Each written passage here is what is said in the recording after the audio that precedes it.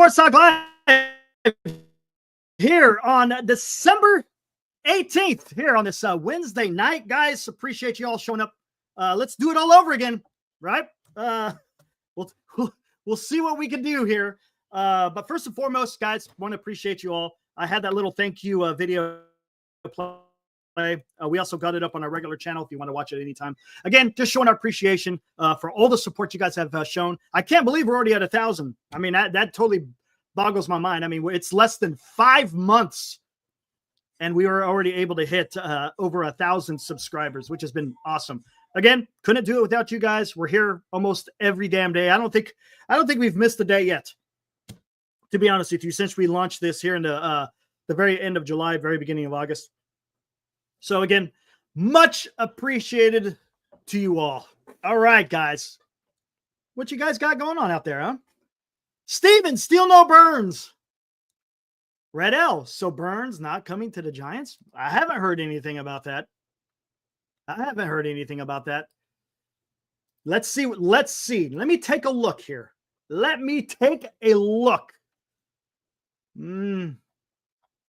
not seeing anything, guys. Not seeing anything. I've seen other stuff, but not that. Not that at all. The silence is insane. Yeah, I know, man.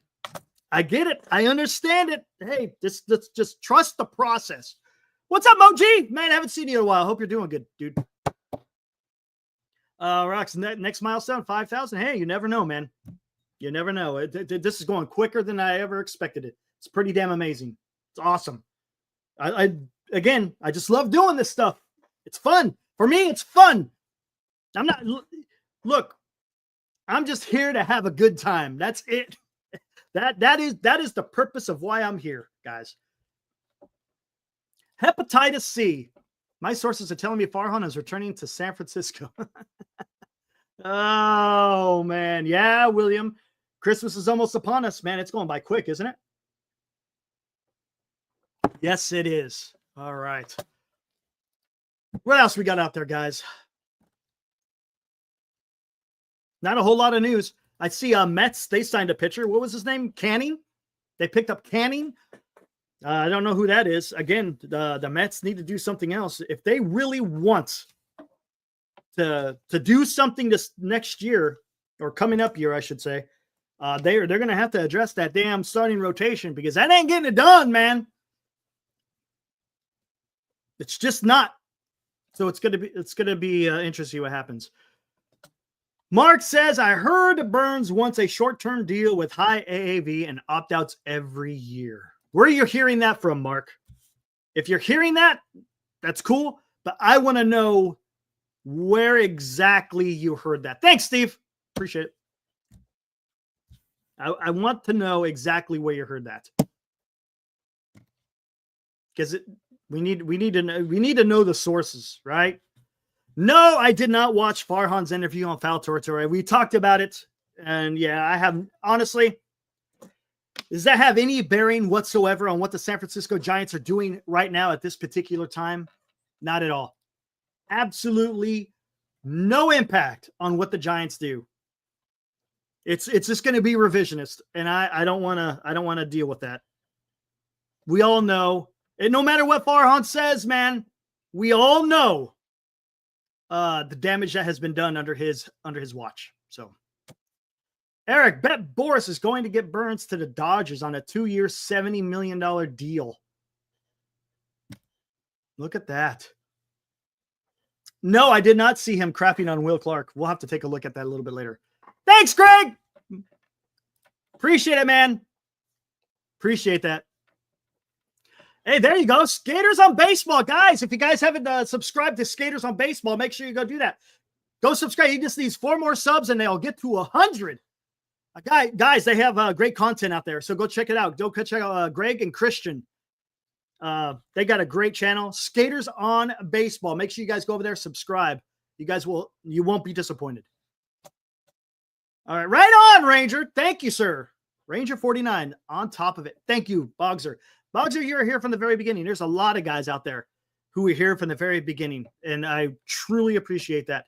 Moji was one. Cryptic Trader, Morkatna, Benji. I haven't seen Benji in a while, but he was a supporter from the very beginning too. A whole bunch of y'all are out there. If I'm missing you guys, it's not on purpose. It's just there is a lot of you out there that have showed the support from the very beginning, and it's much appreciated, guys. Will Burns get done before Christmas? I sure as hell hope so. Glenn is still feeling under the weather. He is in San Francisco. But yeah, he's still feeling sick, guys. So he probably will not be with us tonight. Maybe tomorrow. We'll see. I talked to him earlier this afternoon, and yeah, he was still nursing that cold. It went from his head to his chest. So yeah, you know how that goes. Daniel, let's get a strong Sasaki to the Giants. Need to speak it into fruition. Yes, Daniel. I've kind of talked about this before in the past, but I kind of want to make this as a topic about getting Sasaki and Burns. Let's see what we got. Yeah, you honestly missed much. You didn't miss much. Just the same BS. Okay, that's what I figured. Yeah. What's up, Spencer? All right. So let's see. I'll bring them up some hot and sour soup, says Greg. There you go. Yeah, go pound on his door, Greg. Tell him he's slacking. He might be watching. What's up? What's up, Glenn? I hope you're feeling better, man. Burns needs to stop wasting everyone's time, says Joe. Yeah, I can understand that, man. As fans, it wears on you. It wears on you. When you're a fan of whatever club it is and your club isn't doing anything, man, it gets the anxiety. It spikes it, right? It spikes the anxiety like no other. So, yeah, I can understand that. Traffic maybe leave San Francisco. Sucks having a car in the city, says Mo. Huh? I hear you. All right, hey, let's talk about the topic. And I also got, I got the word. The word is right here, guys. I'm not gonna do it yet, but we got the word right here for our next qualifier. All right, we'll get into that a little bit later. Oh, Greg has a theory. All right, type it out, man. We'll get to it. The longer he takes, we should just sign Roki first then, says Graham. Hey. There you go. No clue yet, Paul. No clue yet. It's a little bit too early for a clue. Look, we're only 10 minutes in. I don't want to give away the clue yet. Not yet. I may have to give a hint. We'll see. We'll see what happens. Giants trying to trade, yes, to lower the salary for Burns, not to hit the tax fine. I thought they were okay on that, Greg, aren't they? I thought that weren't they $41 million in the clear until they hit the CBT? Am I wrong on that? And plus, if you trade Yaz, I'm guessing Matos is going to be the full-time right fielder. I'm guessing. But I thought they were good. Maybe they're not. I honestly, I don't know. I thought they were right at 41 million where they can spin. I agree, Greg. Then sign them. I agree, man. I 100% agree. Again, I don't know if that's looking at COTS. I think they're like at what? Right at like 199 million dollars that they have spent up to this part, the CBT. So it's going to be interesting. Marcus, what's up, man? He's making a life-altering decision. I don't think this stuff should be rushed. To your point, you're correct. This is honestly, Marcus, this is if this contract is where we think it's going to go, this is going to be his last contract. This is it for him, for Corbin Burns. He's getting his bag. This is the first time that he, quote unquote, gets his bag. And he probably wants to be somewhere that he feels comfortable in finishing out his career. We'll see what happens. I saw that, skaters. Arenado turned down a trade between the Cardinals and the Astros. Man, you guys got me going all over the place, but we'll get into this. Ken Encarnacion playing right field. Darren. I'd rather have Matos. I'd rather see Matos out there in right field than Encarnacion. That's how I feel. Yeah, absolutely, Marcus. 100%. It's long term, man. I heard Angels are in play for Burns. How do you about trading for Vlad? Absolutely. I would be all for it, Graham. 100%, man. 100% I would be all over that. Okay, let's do this. There's a couple of things out there. What's up, DL? Good to see you, dude. The thumbnail. Over the moon. Why can anyone remember why I mentioned over the moon in the title in the thumbnail? Why did I say over the moon? And why is there a big giant moon in there? Moji, we do not know. We'll see. I think they're still executing plan A. That's just me. Ranger 49. Look at that. Nothing gets by Ranger 49. Yes, sir. Both Posey, Buster Posey, and Logan Webb have both said the same type of comment in getting a certain starting pitcher. But both of them use that term for different pitchers. Buster Posey said he would be over the moon if they could land Roki Sasaki. Logan Webb said he'd be over the moon if they're able to sign Corbin Burns. And I love it, man. That's awesome. I don't know. Is it a coincidence or is there something to this? Is it just a coincidence that they're both using over the moon for starting pitchers that they would love to have on the San Francisco Giants?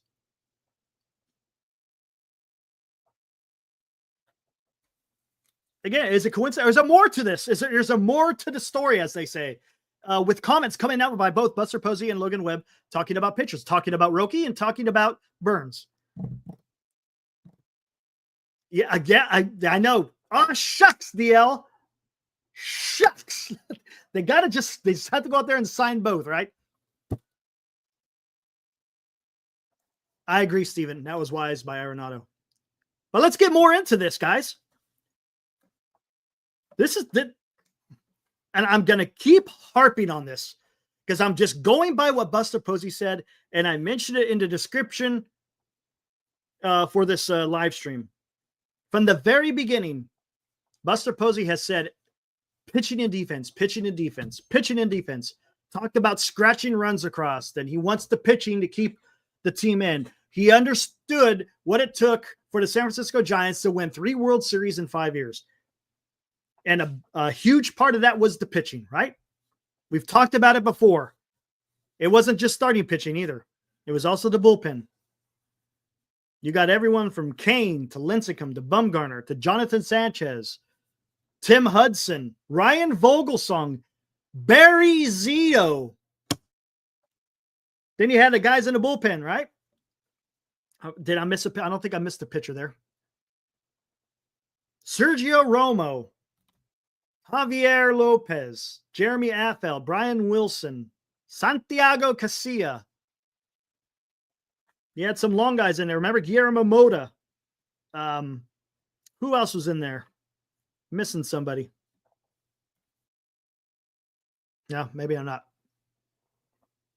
But again, Buster Posey understood this, and he's been saying this from the very beginning. And it seems like that is going to be the focus. The focus is going to be getting starting pitching to carry this team across the finish lines. George Contos. Yes, forgot about George Contos. Yasmero Petit, red. Thank you. Great pull. Gene Machi. I remember Gene Machi. Yeah. Man, there you go. Yeah, I said Jeremy Affel. Yep. Man, just let's think about it. We had all this pitching.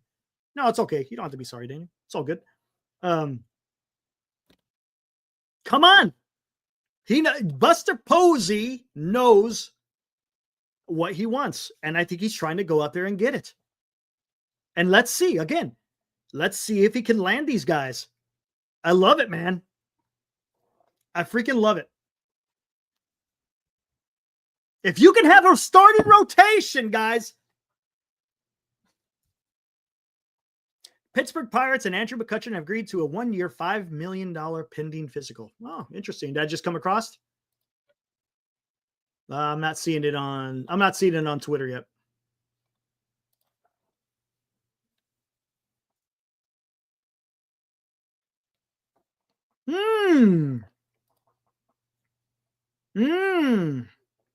Exactly, Daniel. Right? What's up, TC? Right? Come on, man. Daniel. Right? That's what you sell him on. You sell Roki Sasaki. Armand says the report is false. You talking about the McCutchen one? Anyways, you bring up the history of how the Giants won the World Series, and you focus on those starting pitchers.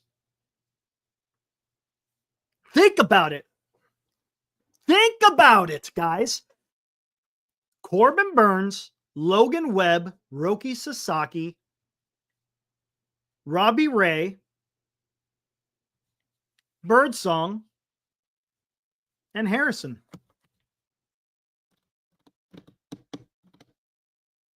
Come on. Come on. Tell me that is not doing.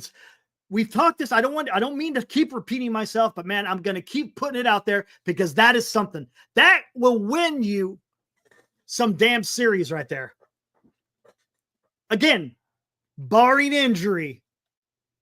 Fly me to the moon. Yes, Marquetna. God, I wish I could play that. Wouldn't that be awesome? Wouldn't that be awesome, Marquetna, if we could play that? Grab, that's the squad, right? Come on. If you had a staff, what does that just, and the bullpen, yes, Daniel, and our bullpen is good. Nothing needs to be done with the bullpen. Nothing needs to be done with the bullpen.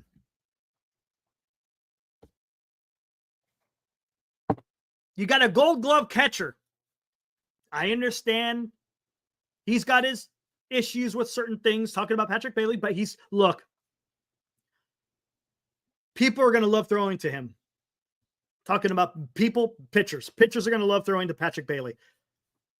He frames everything like you want a pitcher to frame, right? That's what you want. As a pitcher, you want your catcher to be out there stealing you strikes until they decide to go to ABS. But anyways, you got a Gold Glove third baseman.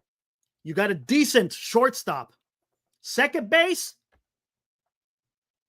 first base, but that left-hand side of the infield is legitimate. The center fielder going to be fantastic. Ramos in left field is going to be good. He's going to be good. I don't know if he's going to be great, but he's going to be good. Right field, if it's Yaz starting off in right field, look, you can't go wrong with Yaz in right field as far as defense is concerned. He's Gold Glove caliber. He hasn't won a Gold Glove, but he's Gold Glove caliber.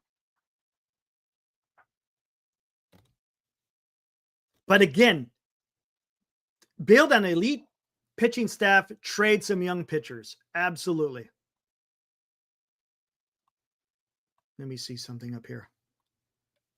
Take a gander up here real quick. But before I go any further, let's see. Boom, boom, boom, boom. Making sure. All right.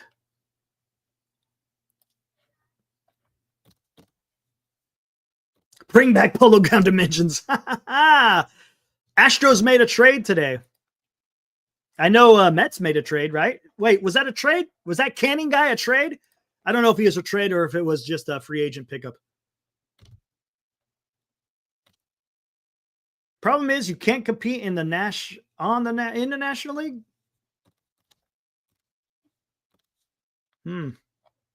Still feel like Posey is going to swing a big trade. I wouldn't be surprised. I would not be surprised. Steven, maybe that's the plan B. Who was talking about plan B? Oh, Mo G. Maybe that's the plan B. Is maybe having a trade for a pitcher. Yeah, 1 year, 4.25 for Canning. That's what it was.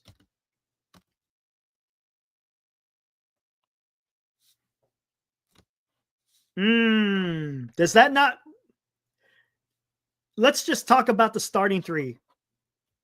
What does Burns, Webb, and Roki Sasaki remind you of, man? Does that not remind you of 2010, 12, and 14? Ooh, Anthony, that's a good call. That's a good call, man.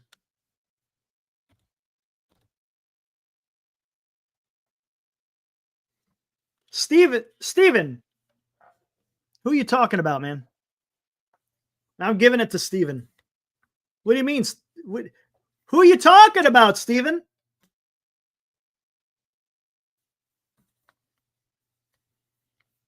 I know who you're talking about.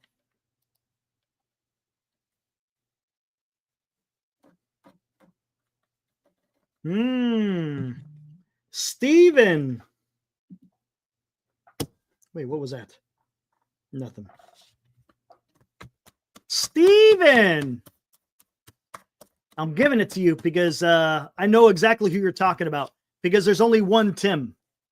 When you're talking San Francisco Giants and you mention Tim, Steven, who are you talking about when you say Tim?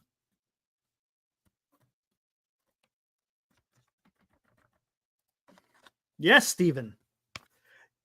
Yes, Steven. Tim Lincecum. Sir, you have now qualified for the grand prize that's going to happen on December 23rd. Are we doing it on the 23rd? I think, no, Christmas Eve. So, Steven, you have won. What's your number, my friend?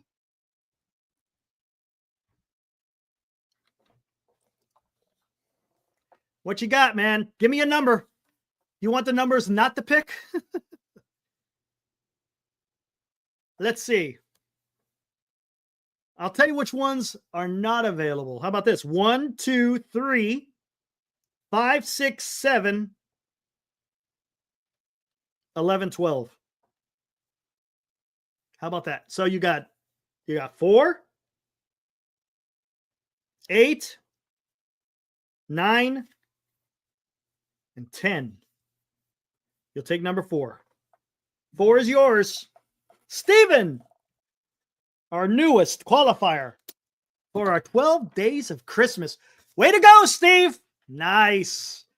Nice. So here, to recap, Daniel Silvera was our first guy. He picked number 11. Mike O was our second. He picked 7. Adi was number 3. He picked 5. Liam Sales, he was our 4th winner, or I should say qualifier. He was number 3. Architect Thoughts picked number 6. Johnny T16 picked number 2. Cole Dunstan picked number 1. PMG yesterday, or I should say last night, picked 12. And now we're at Steven, who has picked number 4. Way to go, Steven. Nice. Nice.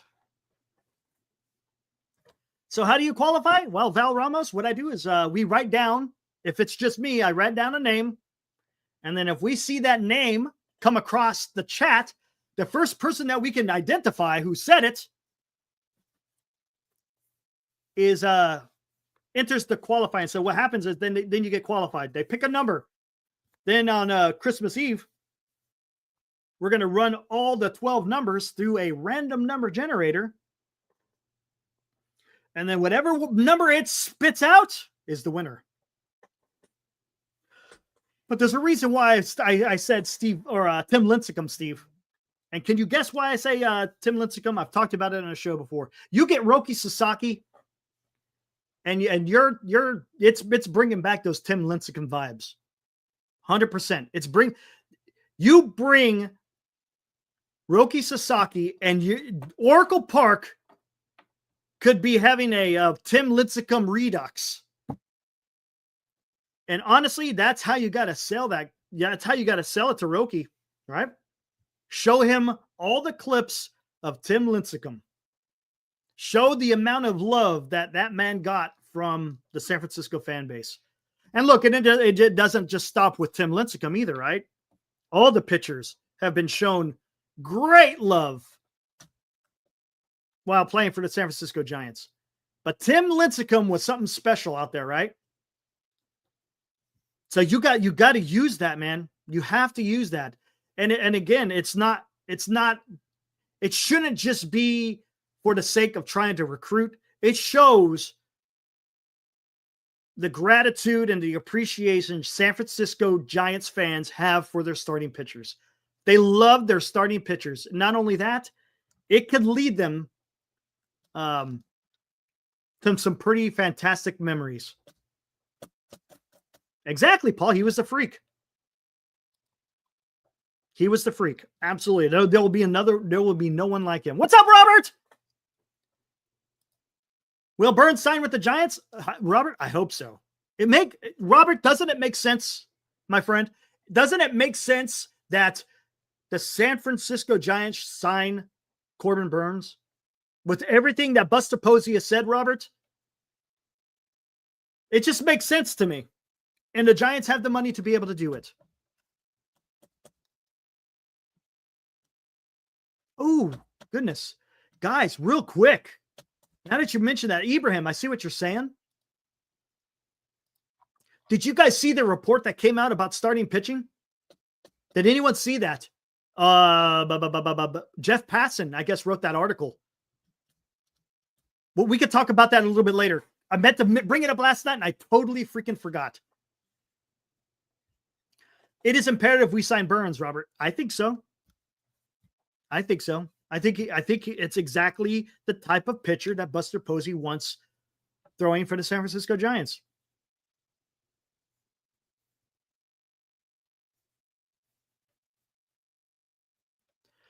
Jim, Eric, if you're into dreaming, sign Burns, Roki, and Alonso on a 3-year deal, DH, and then after I go out for Tucker. You know what I think is going to happen? This is me. Get your pitching this year. Look, you can't get everything done in 1 year. You can't. If you do, man, you have worked some incredible magic. If you're able to get all that done in one off season, whoo, you're man, you're earning your paycheck. How about we do this? Focus on the starting pitching this year. And then next year, you go hard and heavy after Tucker. And you're done. And you're going to be done for a while. You really don't have to do anything else after that point in time. You might have to address the bullpen because I think Taylor Rogers, you probably might have to get another lefty. Who cares? Yaz is gone, but that doesn't matter because you have Tucker. Wade will be gone. That doesn't matter because you have Eldridge. Come on. Look, the one thing that this year could have been magical because I think something happened this year that came totally out of the blue. What do you think was totally out of the blue for this offseason? There was something that happened just recently that no one was expecting, but it happened anyways. What's up, Ocean View?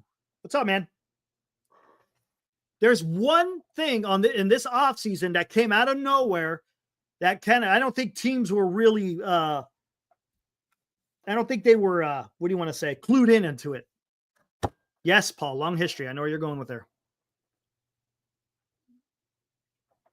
Because I think Buster Posey had a plan. And his plan is going to be starting pitching. Not for the Giants, in baseball, just in baseball. Something big happened. I think that threw everyone no, I don't think it was Sasaki. You know what it was? I think it was the Houston Astros trading Kyle Tucker. Because that kind of fell into the lap and for some of these clubs. And if you weren't ready to act on it, well, then guess what? You just missed out. Now, is it a detriment? No, it's not a detriment. Because everyone knows he's going to hit free agency next year. But that came out of nowhere. And I don't think people were prepared. I should say clubs were prepared for that. So I thought that was a unique twist in this year's offseason. Everything else, pretty much tracking. Now, who knows? What's going to be interesting is maybe keep an eye on that whole Vlad Guerrero Jr. in Toronto. Maybe that rears its head. There, I mean, that's possible. But again, I'm going to go back to this. If you focus on the pitching this year, next year you go all in for Tucker. Yeah, he was I think he was going to be a free agent next year, Toby. Talking about Kyle Tucker. But I'm telling you, man, I think that one just kind of took people by surprise, and the Cubs were able to jump on it. Good on them. It would have been nice to see the Giants. Again, the Giants could have got a little bit of a head start, if you will. But you still could go try to get them next year. That's not an issue. So go out there, get your pitching, and see what you can do this year, because you still may be able to get fair. If you're able to get both Sasaki and you get Burns, you're doing something. I'll get to that. Hold on, Robert. I'll get right to you in a minute here. If you have a Burns, Webb, and Sasaki in the top three of your rotation, you're doing something. You probably will make the playoffs. And your hitting will be just maybe enough, just enough. Now, next year, if you can add Kyle Tucker along with Bryce Eldridge, think about that. Think about that. That means you got, as far as lefties, as far as left-handed batters are concerned, because I know a lot of people are talking about left-handed batters. So if you wait till next year, you're going to have Lee, Eldridge, and Tucker. Again, if you could get him next year, that's all predicated on whether you could. That's a pretty damn good lineup, along with Ramos, Adames, Chapman. Come on, man. Come on, man. That's kind of playing the long game a little bit right there. Get your pitching this year. Concentrate on that big bat next year.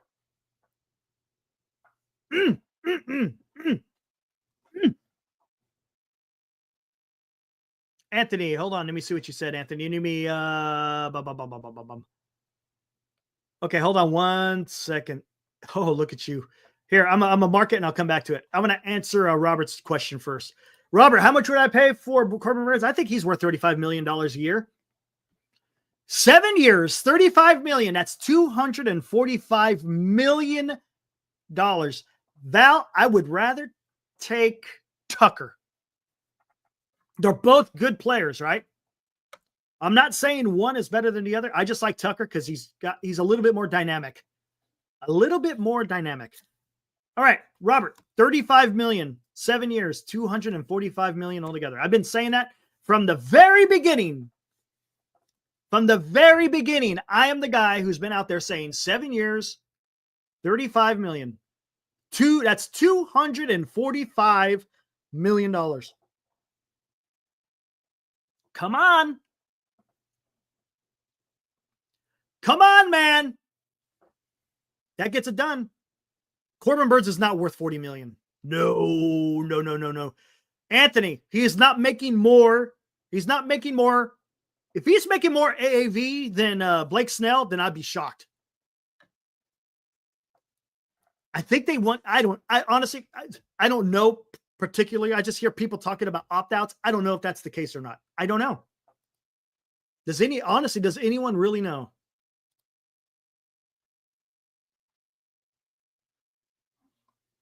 Does anyone really know? Jim, Kyle Tucker, 11 for 550? Sure, why not? Why not, Jim? Why not? It's a little bit steep, though.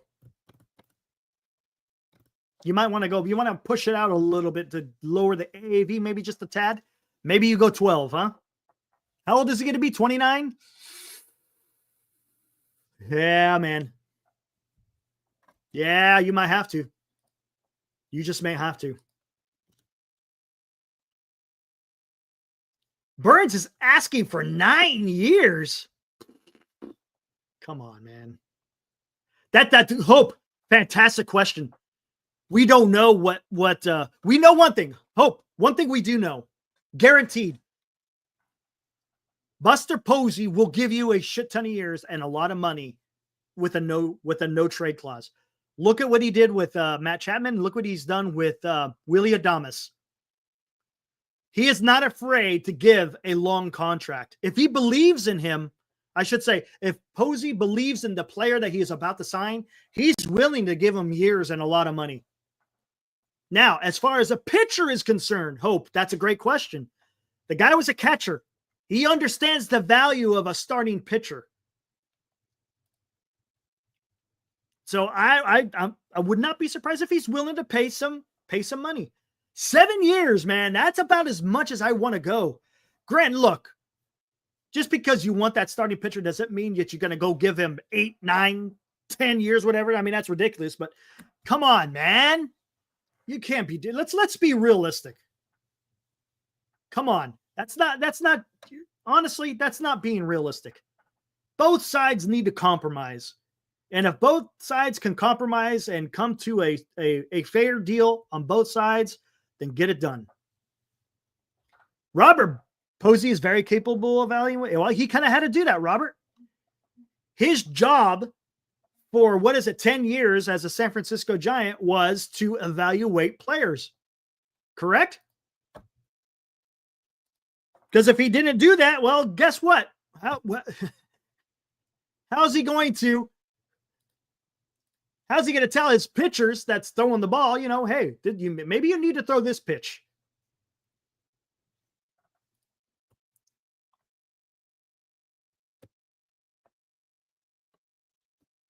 Just saying. All right, let me get back to your comment there, Anthony.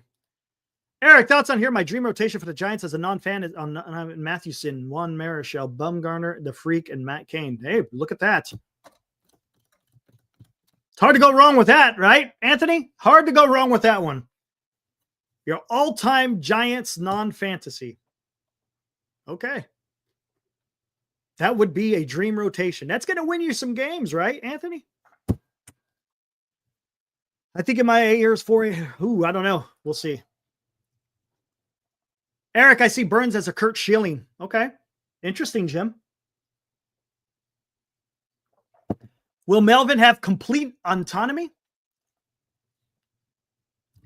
As far as the dugout is concerned, absolutely, man. Robert, I don't see Buster Posey getting in the way of Bob Melvin. Now, if Bob Melvin's out there doing something weird, well then, as your job as a president of baseball operations is to have a conversation with your manager and say, hey, why did you make this decision? If he makes decisions that are questionable, well then, you got to address it. But yes, I think Bob Melvin's going to have much more autonomy than he did under Farhan Zaidi. Throw some no-hitters, says Frantic.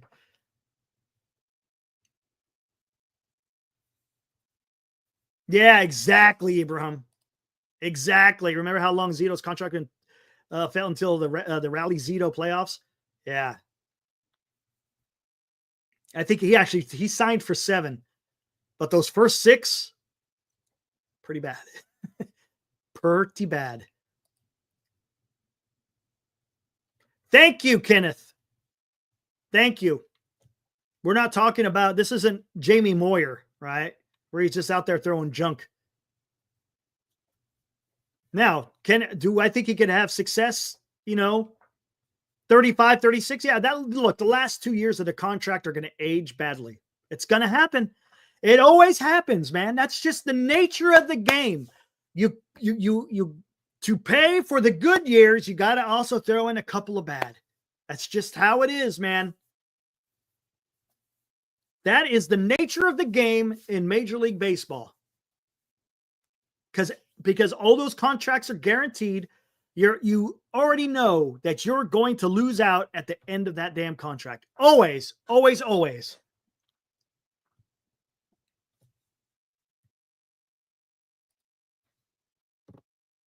Comparison is a mixture of Roy Halladay and Josh Beckett. Interesting. Tom says he'd add Gaylord Perry. I was thinking about him. Another good one there. Tom. Zito had no gas. No, he did not. That fastball, man, he still had a curve, but you can't throw that curve every damn. You can't throw that curveball every single time.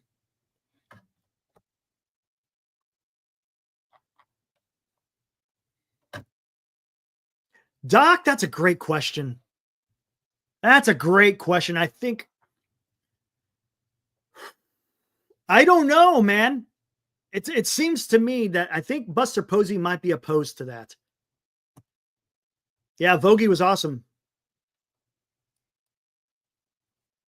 I don't know, Doc. That's a great question. I don't know if he is for or against opt-outs. I don't think he wants an opt-out after 2 or 3 years. But then what's the point after that, right? Look, if Buster Posey has faith in you and he's giving you years and a lot of money, why would you want to pass that up? Again, we don't know the years and we don't know the money. We're just going to have to wait until that damn shoe drops, so to speak. Yeah, 7 years is questionable. Yeah, Johnny, I know. I'm the same way. Look, the first 5 years are going to be good. The last 2.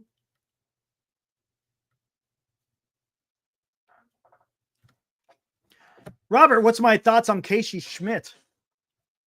Casey Schmidt, man. Unfortunately, he's blocked, man.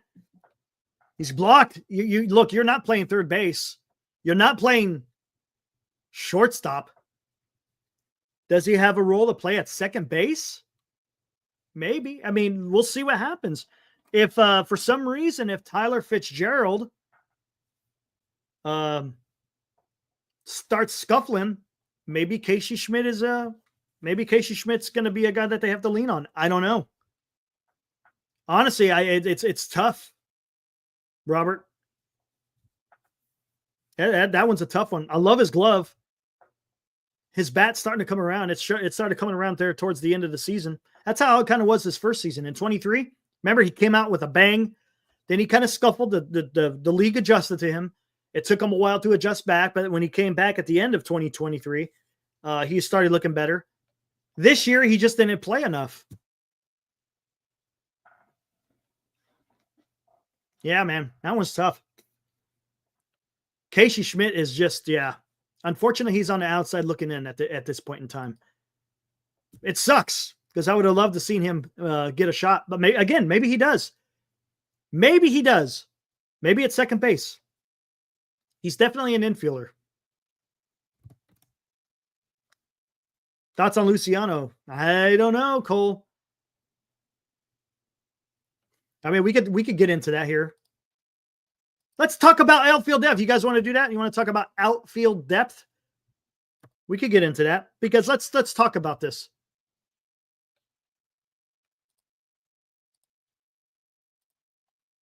We already know Ramos and Lee. They got it locked down.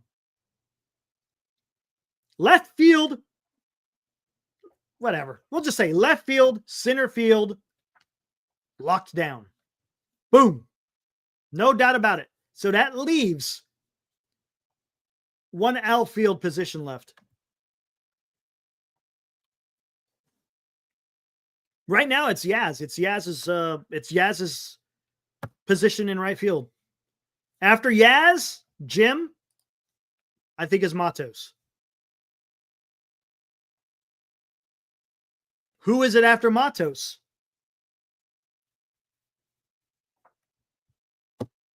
McRae?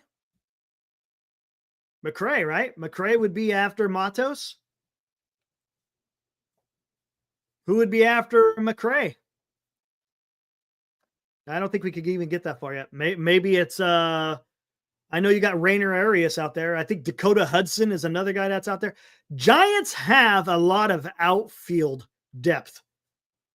Now, when I mean by depth, I'm not talking about MLB depth. Or Luciano. Can you even say Luciano is an outfielder right now? He's not. Luciano is positionless. As of today, December 18th, Luciano has no position whatsoever. He's not a shortstop. He's not a second baseman. He's not a first baseman. And he's not an outfielder right now. I don't know what Luciano's role is on the team at this particular time. I just don't know. Val says, get Teoscar. I'd say pass on Teoscar. Val, wait till next year. Go hard and heavy after Kyle Tucker. Hard and heavy after Kyle Tucker next year. So to be honest with you, even Matos, what could they get in return for Luciano? That's a tough one, Ranger. I don't know, because I don't know how the rest of the league values this guy.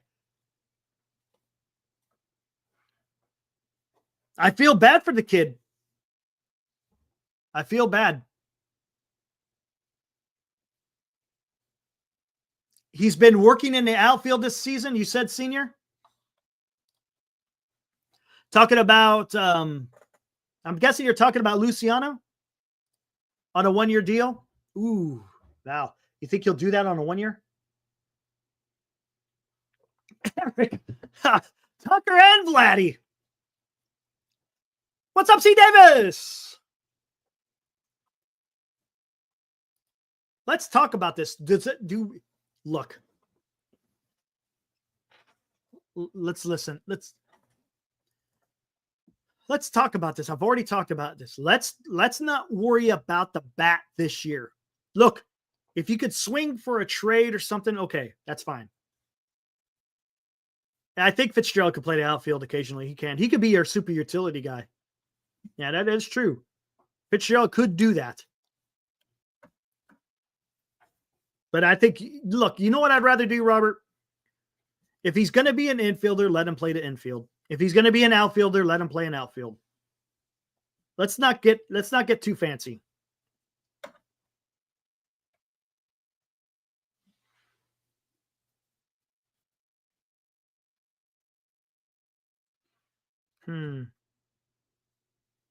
McRae is over Matos? Wow.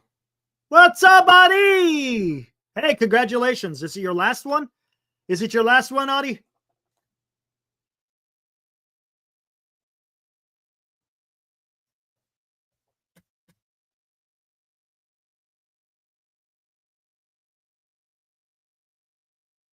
Oh, absolutely, Eric. Yeah, they both make more. Both of them combined. My God, man. Vladdy's probably going to get about 600. Tucker, probably in 500. You're talking 1.1 billion. $1.1 billion. Yeah, exactly, Ibrahim.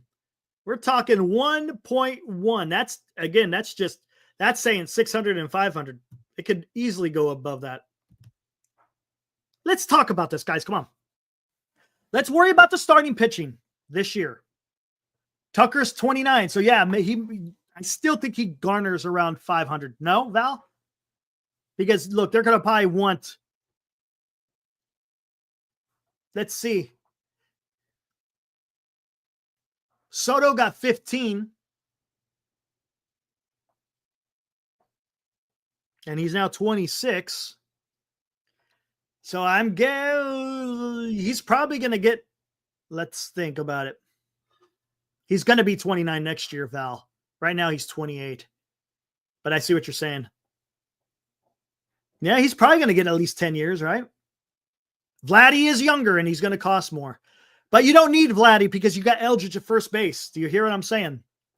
You need an outfielder. I think the need is the outfielder for next year rather than a first baseman. Now, am I going to say no to Vlad? No, you can figure something out. I mean, if you get Vlad, you get Vlad. You can, hey, figure that one out. But I think I'd rather have Tucker.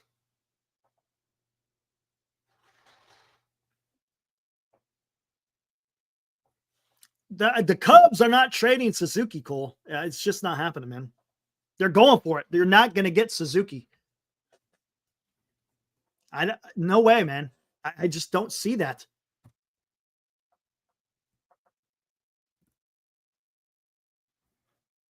Let's think about this.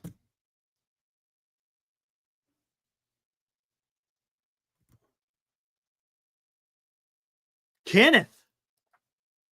Probably wiser to spend all the money on Burns in order to nail him down rather than try and cheap out on Burns, trying to save money for another hitter and end up losing Burns.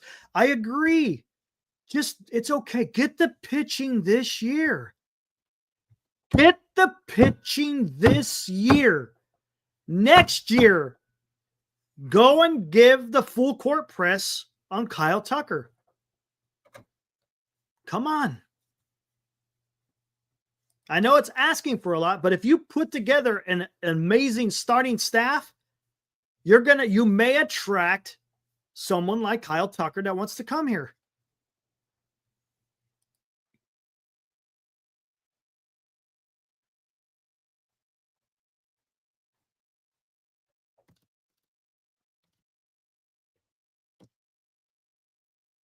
Go with baby steps, says Paul. That's right. I mean, and look, when we're talking about baby steps, it's not like the Giants are going cheap. Okay. Right, Paul?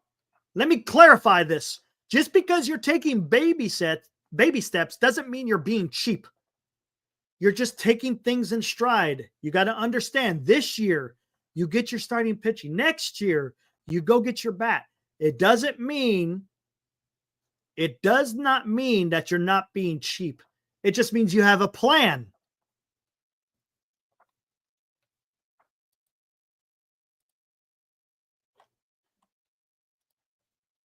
Right, exactly, Paul. That's what you do, man.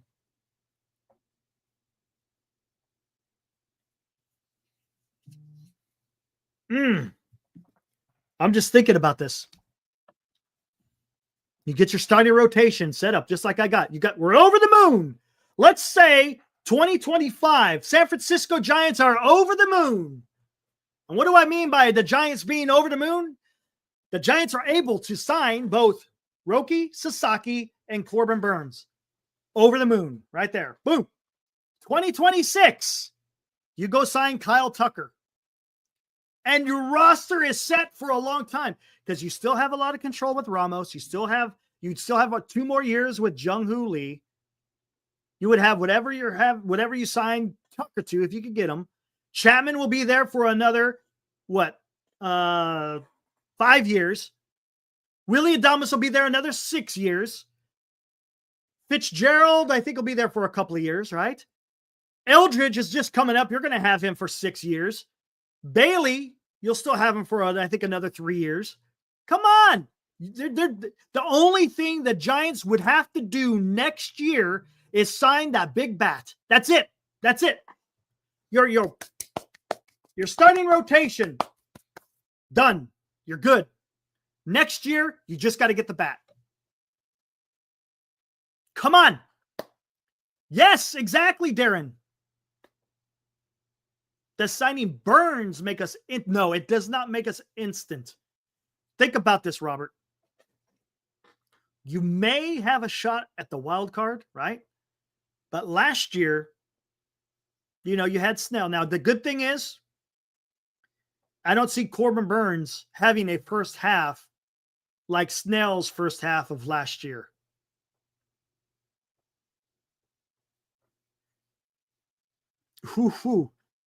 Ooh, are you talking? Ooh, hold on. I see something.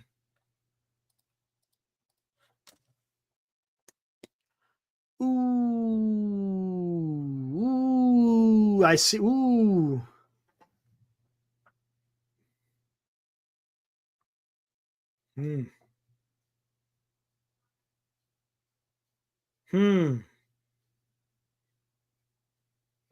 Man, you got me thinking here. Let's take a look. You got me thinking. Sometimes that's not a good thing. Oh, wow.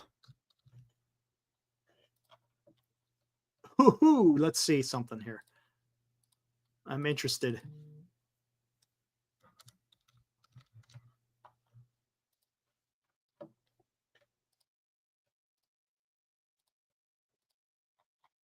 Oh, man. Let's see what this looks like.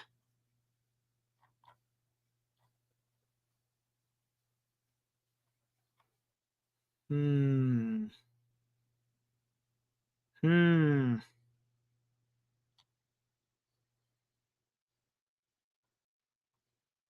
Hmm. Interesting.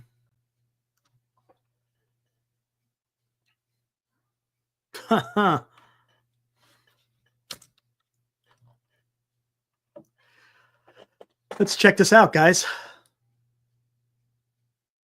Yeah, let's keep it right there. That should be good.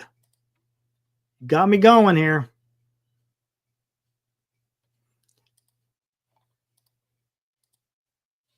There we go. 2 pitchers. Try to ignore the green because it's pretty damn close. Games a little bit more over here. Games, what was that? Game started, right? Innings pitched, difference of what? About 67? No, I'm sorry, 57? 47. What am I talking about? 47. Wins, loss, don't care. ERA 3.0, 2.9. ERA plus 138, 132. Strikeouts. This guy's a strikeout pitcher. Look at the K rate. K rate's pretty damn good. Base on balls, walks a little bit up high here, a little bit better there. But would you take either pitcher? Would you take either of those pitchers? What say you, chat? Would you guys take either of those pitchers?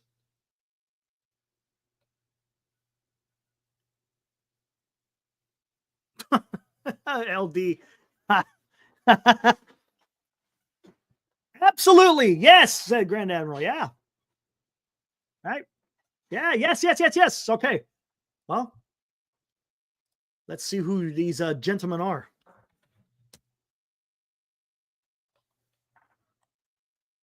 There you go. There you go. Framber Valdez and Corbin Burns.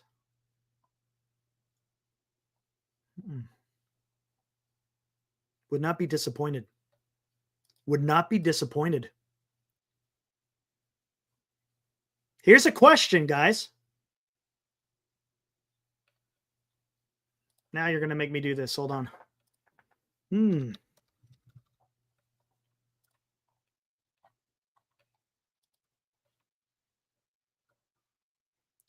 Okay, Framber is 31. 31. Take a look at his numbers real quick. This guy's an innings eater, by the way, guys. In 2022, he had 201 innings pitched. 23, 198 innings pitched. Last year, 176.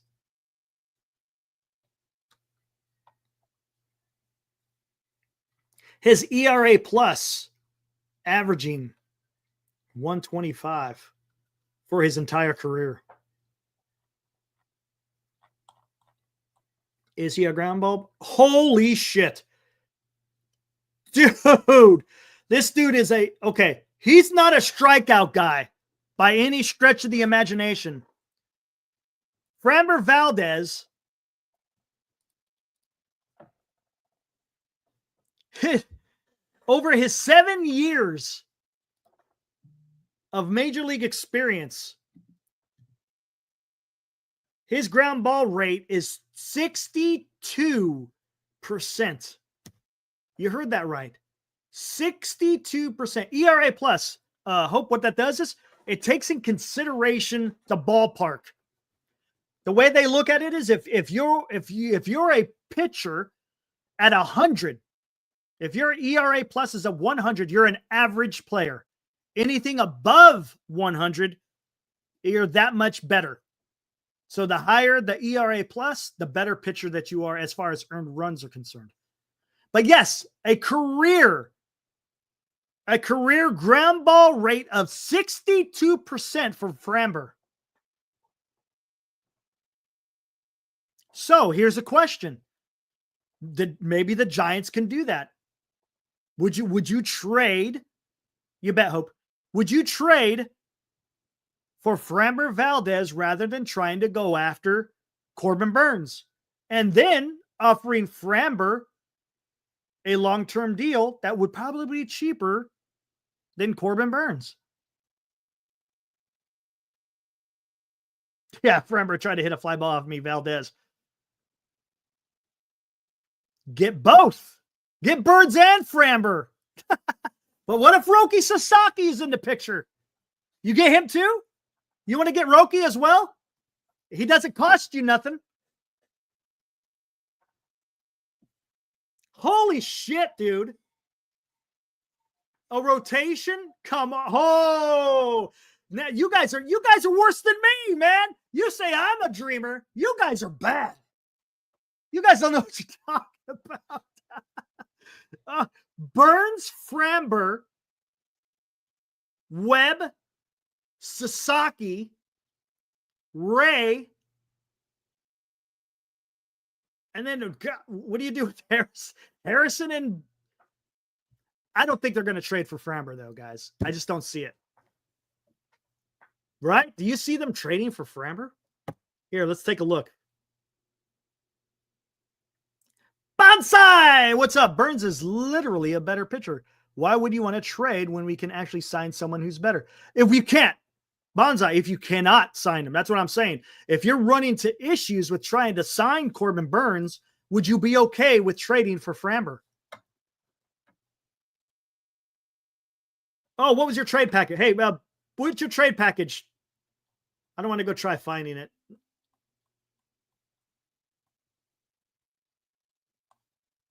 Yeah, just put it in there. I don't want to try to freaking go spinning forever trying to find it. You see what I'm getting, Bonsai?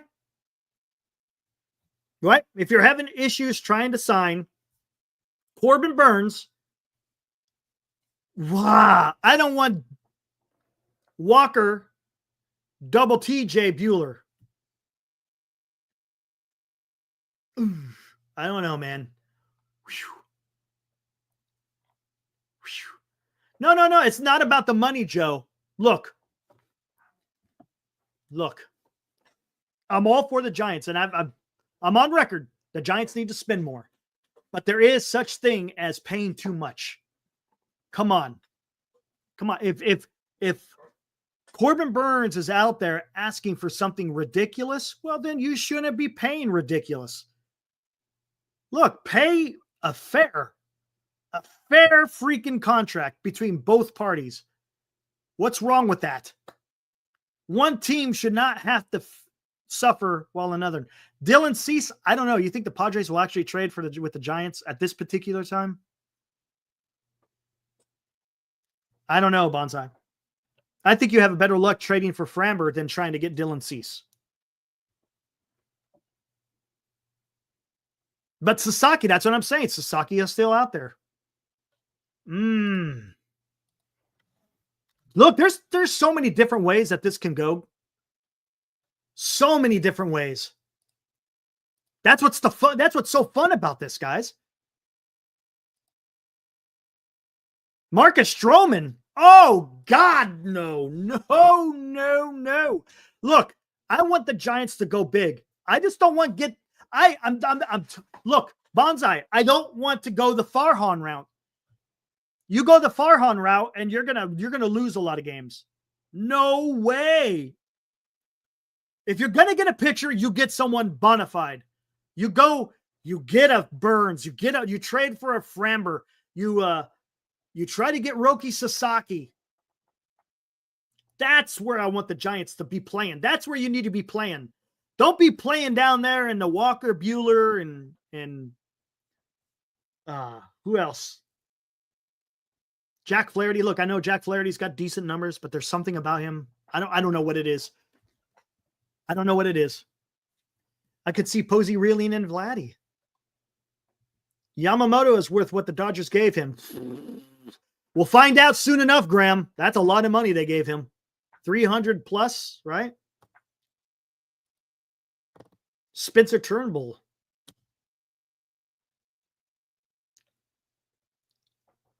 Really? Mm-hmm.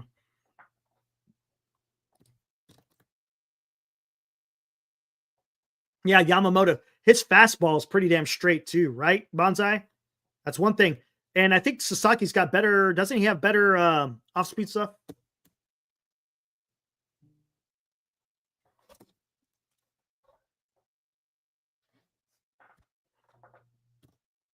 Is Vladdy a good? He won a Gold Glove. Rocks back in 23, right? 22. Sorry, I think it was 22.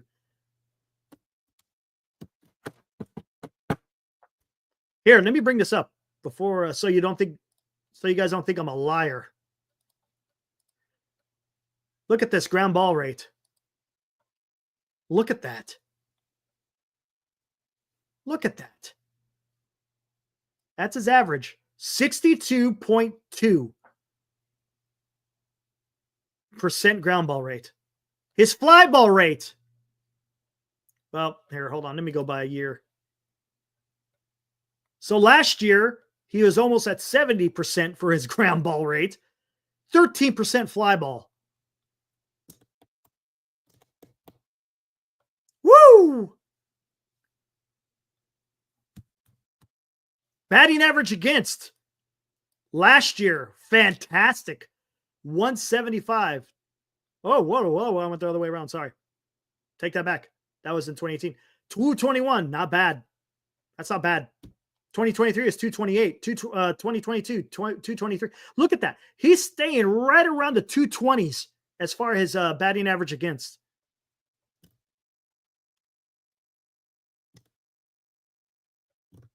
Exit velocity, only 89, averaging 89 off the bat. 91, a little bit more on 89 back in 2022. Averaging only 90 miles per hour, the batted ball off a pitch of his. That's pretty damn good, man. Again, is that possible? I don't know, guys. I don't know. I don't know if that's in the realm of possibility. I think, if I'm not mistaken, I think the Astros said they were probably going to keep him. You coming to the Sacramento for a Giants versus A's? I don't know, PK. Maybe.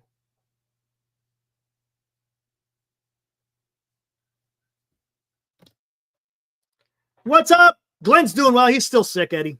Yeah, he's still sick. I was texting him earlier this afternoon. Yeah, he's still a little bit under the weather, especially after that long flight from Canada. Encarnacion in the outfield? No, come on, man. Is he really an outfielder? I'd rather see him at first base, but again, first base is going to be taken. Oh, what? Ibrahim. Burns no sinusitis. Burns no sinusitis.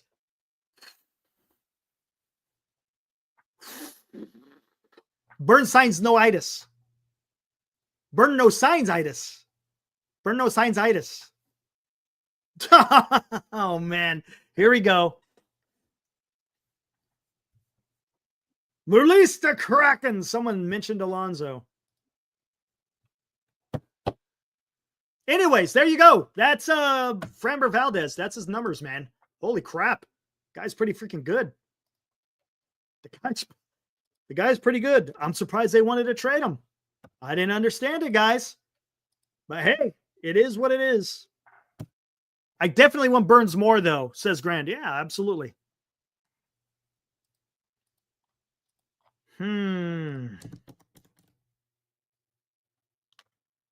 What's realistic who he might get? Corbin Burns. That's realistic. Bonsai. Don't think Harrison will do good this year.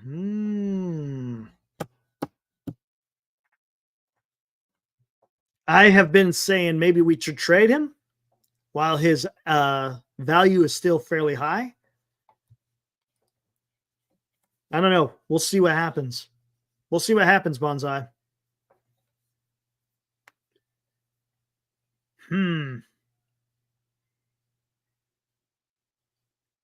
I can't give you expectations because I'm not privy to what's going on as far as their deliberations.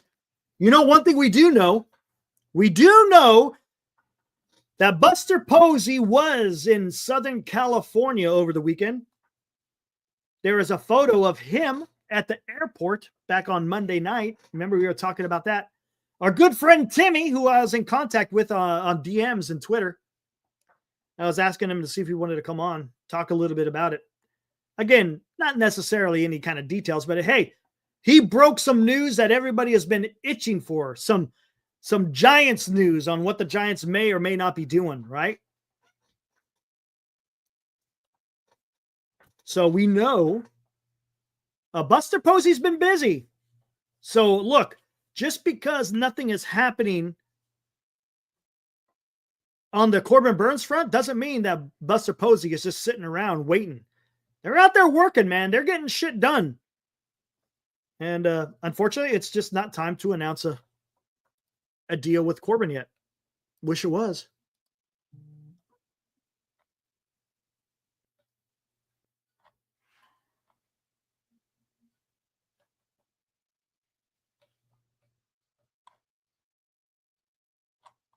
All right.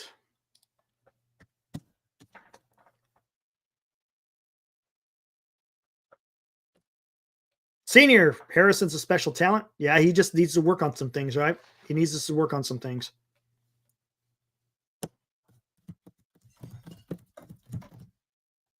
Baseball can be weird, says LD. Mm-hmm. Yeah, Bonsai, we talked about it. Matter of fact, if you look back a couple of shows ago, we talked about that. That's one of the reasons why I made this the thumbnail. We talked about what to add to that on the same day, Bonsai. Susan Slusser came out and said that money is no object, supposedly, for the San Francisco Giants and ownership. Adames talked about giving a call to Corbin Burns. Look.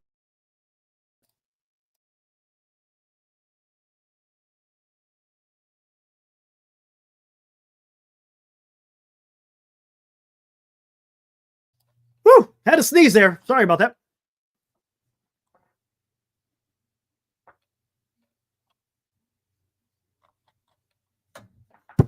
That is what makes baseball so great. The unpredictability of it, right, Paul? It's a lot of fun, man.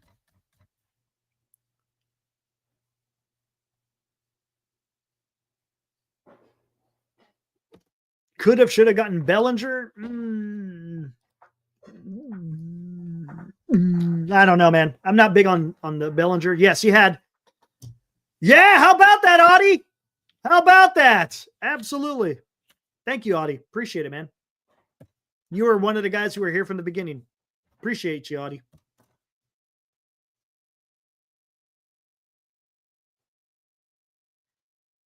Exactly, Paul. One day you're the GOAT, and not in a good way. And the next day you could be a hero.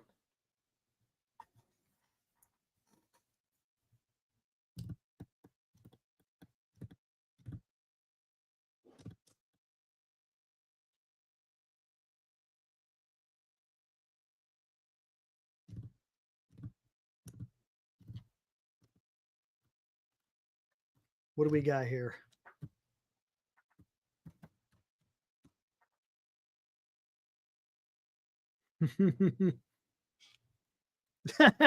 Roku.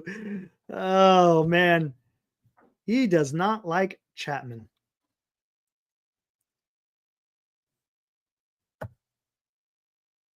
No, not yet.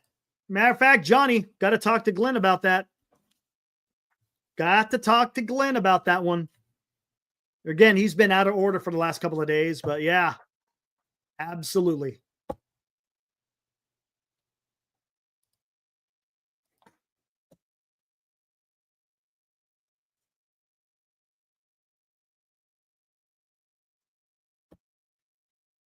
Gus, what's up, Gus?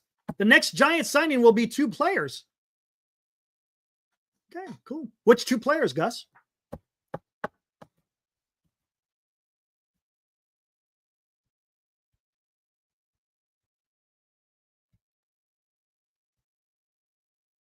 Shave the damn beard and wear normal cleats, says Lou.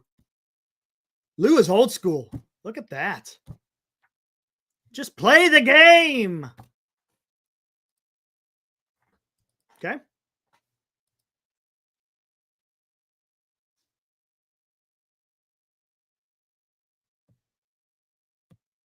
I'm not going to discuss any lineups yet until the roster is all complete and done with. Then we could start talking about roster construction. We just don't know. We just don't know.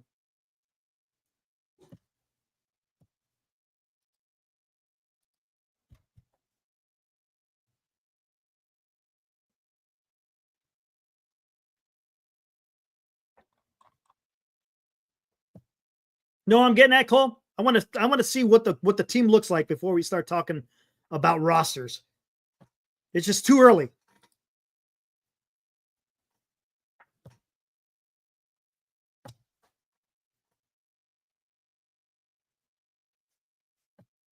Yes, someone qualified. Steven qualified tonight, Cole.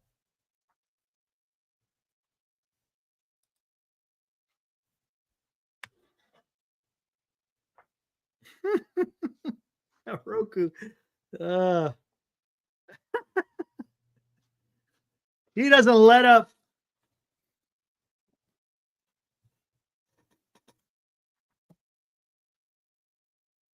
Hey, he's the manager. He could talk about it all he wants, man. That's cool.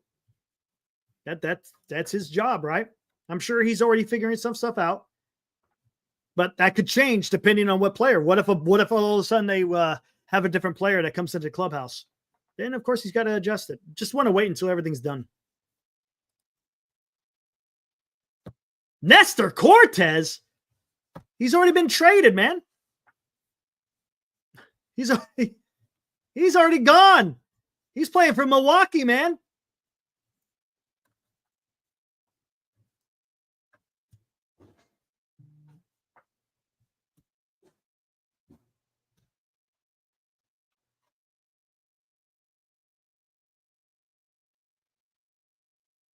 Minus he's already gone though, Bonsai.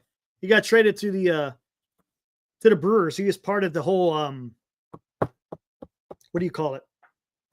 Devin Williams trade.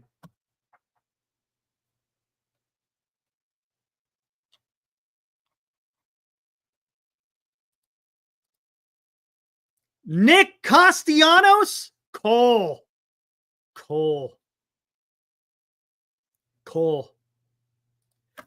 You say something like that again, I'm taking your name off the list.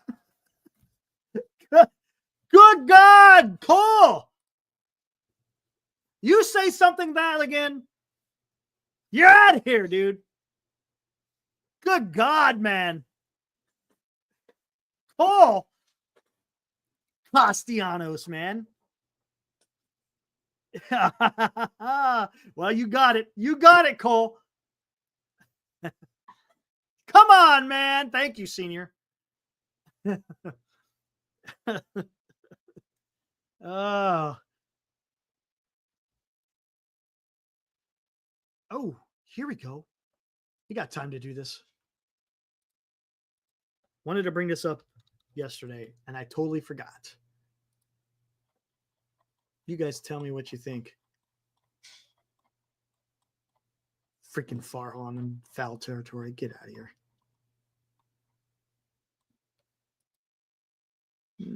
Interesting. What's up, Jim Everett? Dude, haven't seen you in a while. Man, you were here from the very beginning too. What's up, dude? How you been? Haven't seen you in a long ass time, man. What have you been up to?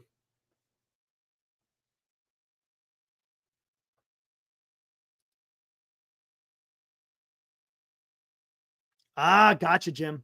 I get you. I understand. Well, I hope you're doing well, man. I know the holidays are coming soon. Hopefully you're all ready for the holidays. That's awesome.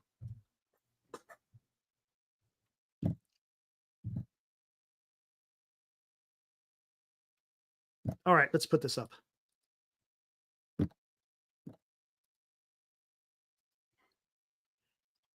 This came out yesterday talking about that the starting pitching, or is it the starting pitching?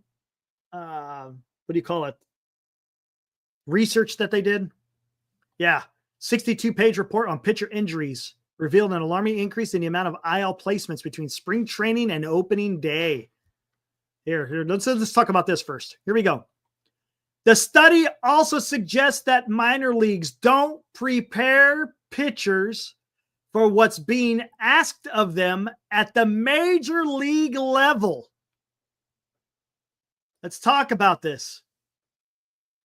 20 years ago, about 55% of major league starts and just over 50% of minor league starts came on 5 or fewer days of rest. In 2024, that had dropped to about 1/3 of starts in the big leagues and barely 10% in the minor leagues. The same trend applies to relief pitchers. Big league relievers pitch on back-to-back days around 16% of the time in the minor leagues. Big league relievers pitch on back-to-back days around 16% of the time. In the minor leagues, it's closer to 2%. Want to know why the number of major league starts going at least 5 innings has dropped from 85 to 70% in the last 2 decades? Maybe it's because over the same period, minor league starts of that same length have gone from around 70% to less than 40%. What do you guys make of this? What do you guys make of this? Why are the minor leagues not preparing pitchers for the major leagues? We witnessed a little bit of this, right? With the San Francisco Giants. Kyle Harrison, when he got called up to the big leagues, didn't have a whole hell of a lot of innings underneath his belt in the minor leagues. Hayden Birdsong, same predicament. He had a little bit more, but again, probably not enough.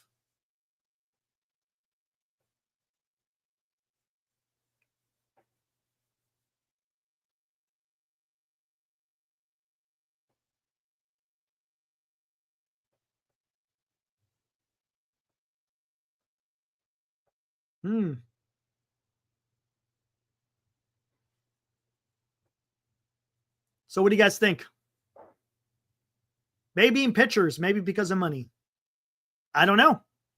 I don't know, guys. It's a little bit weird. It's a little bit weird. I don't know why they're doing this. Whisenhunt needs more time in AAA, man.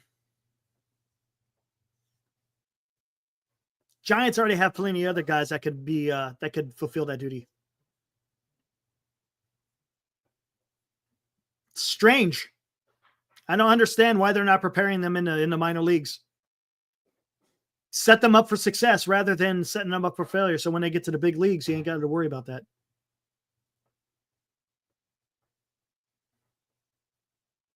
Brandon Davenport, Buster is slow to react. What's he slow to reacting about there, Brandon?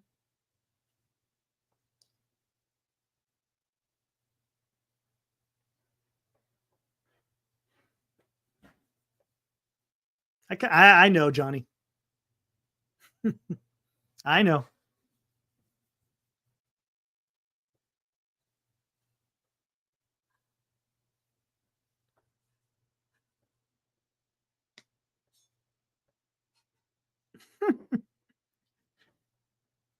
You guys, man.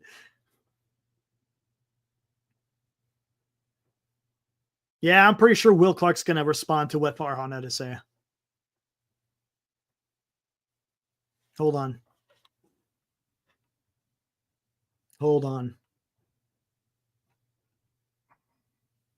Buster Posey is not being aggressive in signing pitchers. Oh, and how do you know this, Brandon? You come out and said it. I want to hear it from you. Why do you think that he's not being aggressive?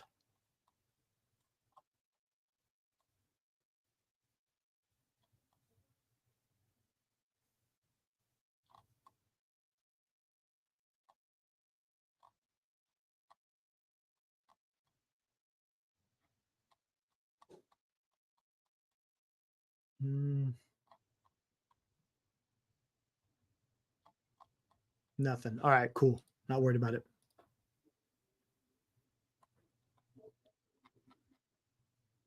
Are you saying he's not being aggressive because he hasn't signed anyone yet? Is that what you're trying to say? Yes, Rocks. We know about that. What's up, Shardall?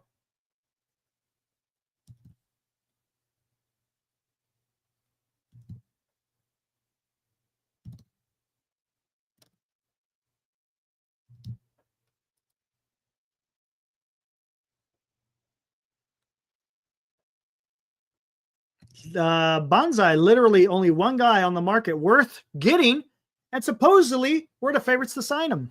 Yeah, there you go. Exactly. Nothing wrong with that. Hasn't happened yet, but it could be. Maybe it does, maybe it doesn't. Does it mean it's a failure? No, it doesn't. It all depends on what Corbin Burns is looking to get. If he's asking for something unreasonable, then there's no reason why you need to be unreasonable.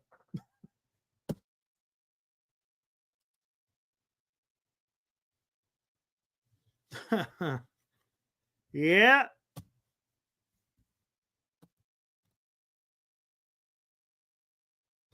Absolutely, Eric. It takes two to tango. You people just can't go out there and automatically think because you want that guy that you automatically get him. That's not how it works. Very good, Eric. You gotta when you're doing a trade, you gotta contact the player, well, the player's agent, and you gotta hash it out. If you guys don't come to an agreement, the player does not sign with whatever club that the guy is trying to sign with. It's just Roku.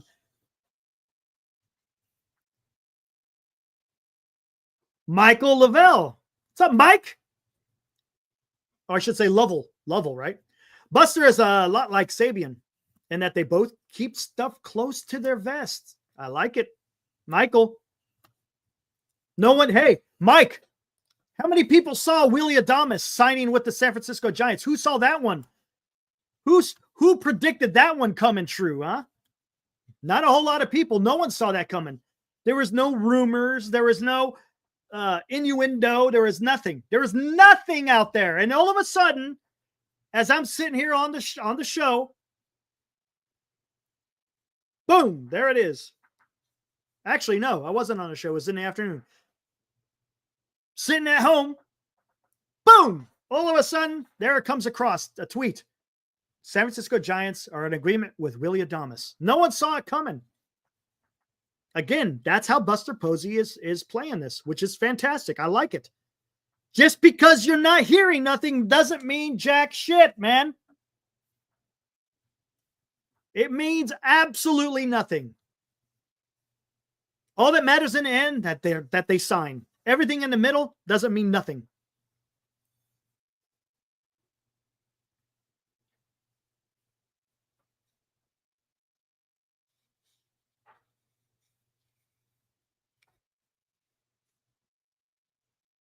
Right, Val, I know. No, I understand people wanted him, but what I'm saying is there was no rumors. There was no talk. Oh, Adames about to sign with the Giants. Oh, Giants are favorite to sign Adames. There was none of that. None of that was out there. It just all of a sudden came across. There wasn't a lot of no, but there was people talking about it. Hey, yeah, the Giants may look at Adames. They also talked about Ha-Seong Kim. There was a lot of that out there. But there was no, oh, it's imminent. Oh, Giants are favorites. Oh, there was none of that. It just happened.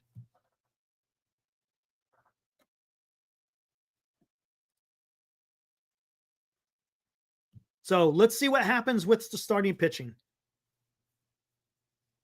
There's a reason why Blake Snell was not signed by the Giants. The Giants did not want Blake Snell. Period. They didn't. If they did, they would have been into negotiating and trying to get him. I think the target all along has probably been Corbin Burns, which is why he is still out there, because they're hashing it out. He's the last pitcher. I mean, don't get me wrong. You got Bueller and you got Flaherty out there. Maybe you could swing a trade.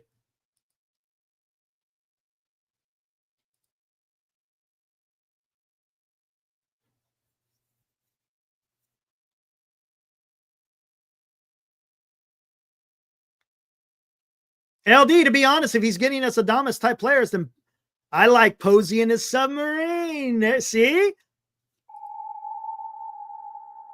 See? I told you there was something to this. Remember, LD? Before all this. No panic. Remember this show? Remember this thumbnail that I did a show out there? I also had another one. Don't throw in the towel. There's a reason. There's a reason why Buster Posey is staying in the depths. That's why he's the captain of the USS San Francisco Giants. There's a process going on out there, guys. Believe in the process. Believe in the process until it's time to not believe in the process.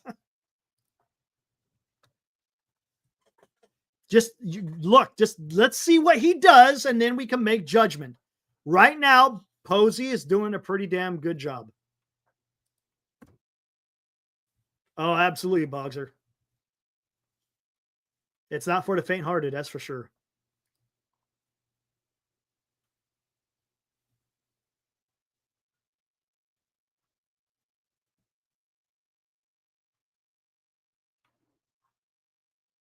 Bonsai. Like what Adama said, Buster spoke to him directly, and Adama said yes. Who's to say that he didn't pitch to Burns the same, but just didn't agree with it? Maybe. It's possible. Bonsai, it's possible. There's no doubt about it. But do you think Buster Posey is just, do you think he is just sitting around, not just waiting? Of course he's not sitting. He's not waiting. Buster Posey is still out there working, man. If I shouldn't say if, there's pictures. Buster Posey was seen in LAX on Monday night. The rumor is he was probably meeting with the representatives of Roki Sasaki. So he's not sitting around doing nothing. He's out there taking care of business, guys.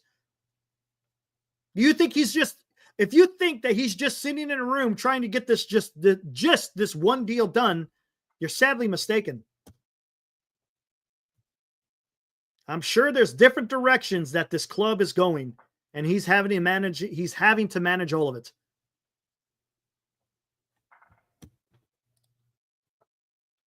All right, it's coffee time, guys. Let me heat this up. Give me a minute.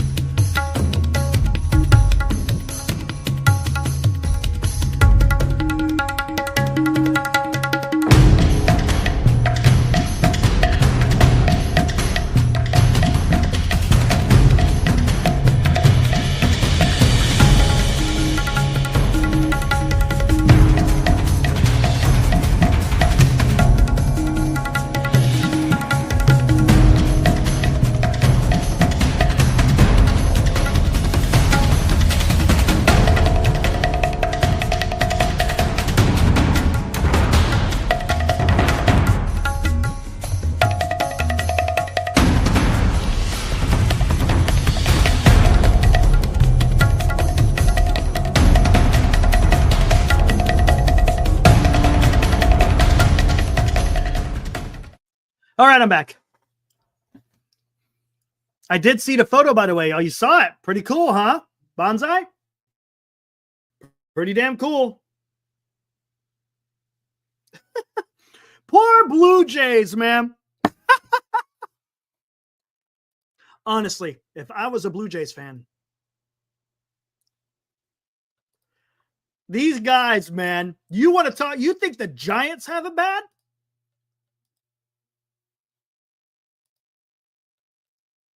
Blue Jays had shown interest in Cody Bellinger. They've showed interest in Juan Soto. They've shown interest in Corbin Burns. They've showed interest in Cody Bellinger. There was someone else they showed interest in. I can't remember who else.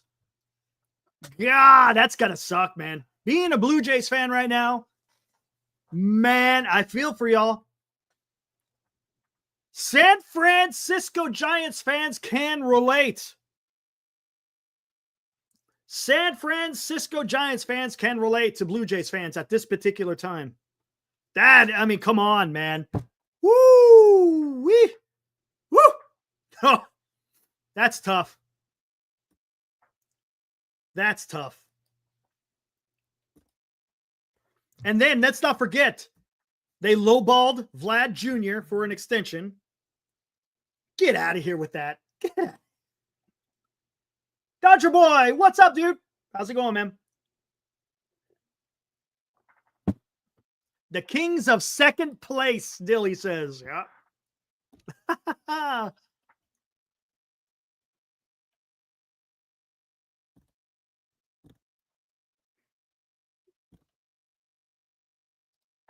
Have a good one, Red. Take care. Hey, thanks for showing up. We'll see you tomorrow night, man. Oh, Lou, smart. Yeah. They did lose Chapman to San Francisco. You are correct on that, Lou. I forgot all about that.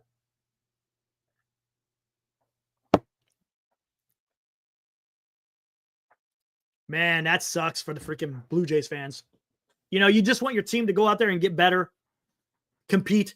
You know, a couple of years ago, they were getting into playoffs, but now they're probably going to lose Vlad. I would not be surprised if they lose freaking Bo Bichette. Man, that's tough. A trade for Vladdy would be crazy.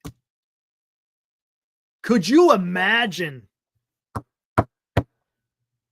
Oh, could you imagine? Oh, goodness gracious. That would be absolutely incredible if the Giants were able to swing a trade like that. That would be incredible. Look, I understand he's a first baseman. Eldridge is a first baseman, but hey, we can figure that out.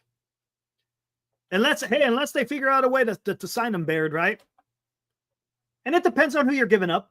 It's not like, honestly, did the Cubs give up a lot to get to Kyle Tucker? Would you? If you're in the Giants and you had those players to get Kyle Tucker, would you be disappointed? Hildrich is an Enola Gay.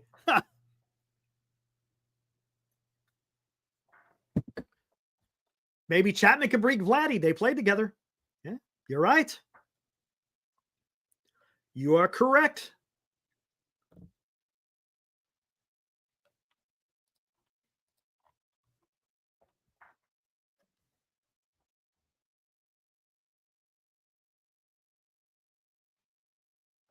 Heckmo.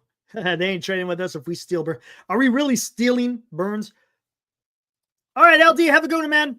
Appreciate it. Thank you for the support, LD. We'll see you tomorrow night, all right? Have a big day tomorrow. All right, cool, man. Well, whatever it is, good luck. Awesome. Cubs gave up a penny and a nickel. That's what I'm saying, Bonsai. What's up, Taryn?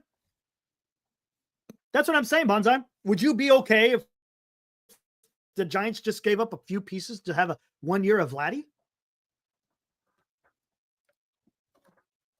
I don't know. I mean, if the Astros can give up Tucker, the Blue Jays can give up Vlad. But the question is, would the Blue Jays do the same thing the Astros have done? Doing good. How about you? I'm not doing pretty good, Dodger boy. I want some more news as well, man. I'm in the same boat. This whole free agency's got to get they got to get a thaw on or something, man. We're in a deep freeze, man.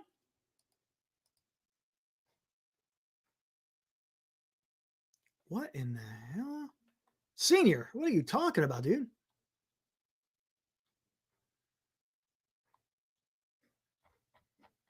What in the hell?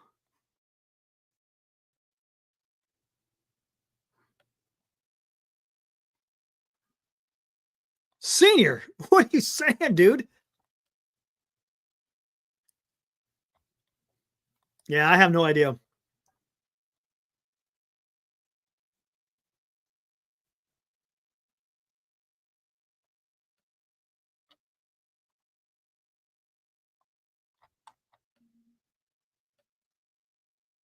99 days until opening day. Oh, gotcha, senior. There you go.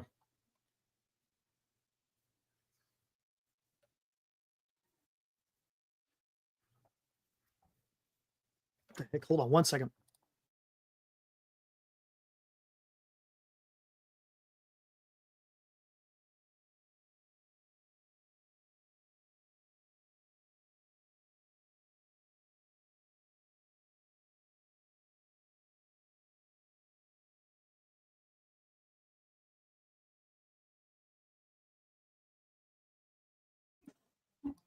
All righty. Let's see what we got. Get rid of Duval? I don't know. I saw them talking. They were talking pretty high on Duval earlier today. I don't know. We'll see. Only 1 week until Christmas. I know, Dilly. I know, man.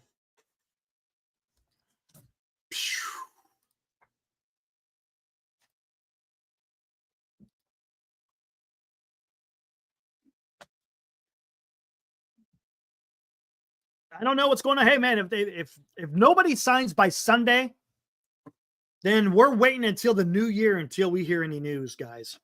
That's just the way it's going to be. And it's going to suck. It's going to suck if they have to wait that long.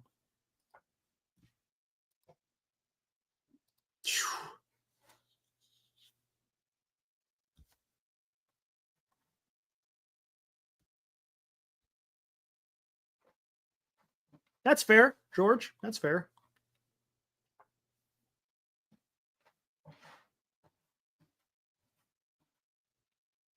Oh, already talking about it. Oh, brother. I know what you're talking about now. Oh, that one, this should be interesting. Oh my God. Good God, man. Yes, it is, Dilly.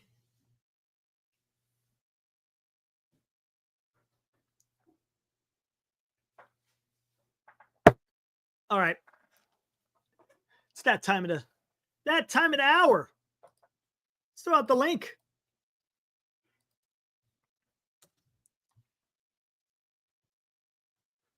Oh, Marcus is in on it too. Oh boy. We're gonna have some ringers out there. Oh boy.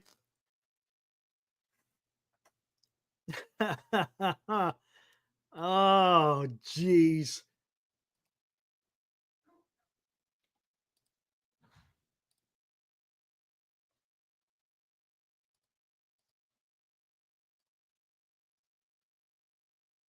All right. What's up, Dilly? What's up? I hereby make the verbal commitment right now that if you'll have me, I'll be a part of the league happily. All right, fair enough, man. I'm sure you're in there, man. I'm sure you're in there. And there's Marcus. What's up, Marcus? What's up? Hello. I know. Yeah, I was like, dude. I have not like spoken in hours. So. Oh my God! What was that, dude? I sounded like a. That was bad, trying it out for the first time. I was trying to relearn how to talk. Oh my God. Hey, what's up, Marcus? Pretty much. Yeah. Oh man, that was bad. Oh, that was pretty good, man. Dang. Hey, another day with no damn news whatsoever, except for Canning going to the Mets. I mean, which to be expected, right? Because the Mets, they spent the big bucks, and they're just gonna say they're gonna go cheap on the pitching. Yeah, you score 8, we'll score 9. Stupid. Stupid. It is what it is. Oh my gosh. I wonder if they make a play on Valdez or someone like that. Right on, Robert. You know, do they? Yeah, I mean that's an option, right? Like they absolutely could. And this again, this would be a diversion, so to speak. Like if they go Corbin, hey man, take it or leave it, man. We're working something else out.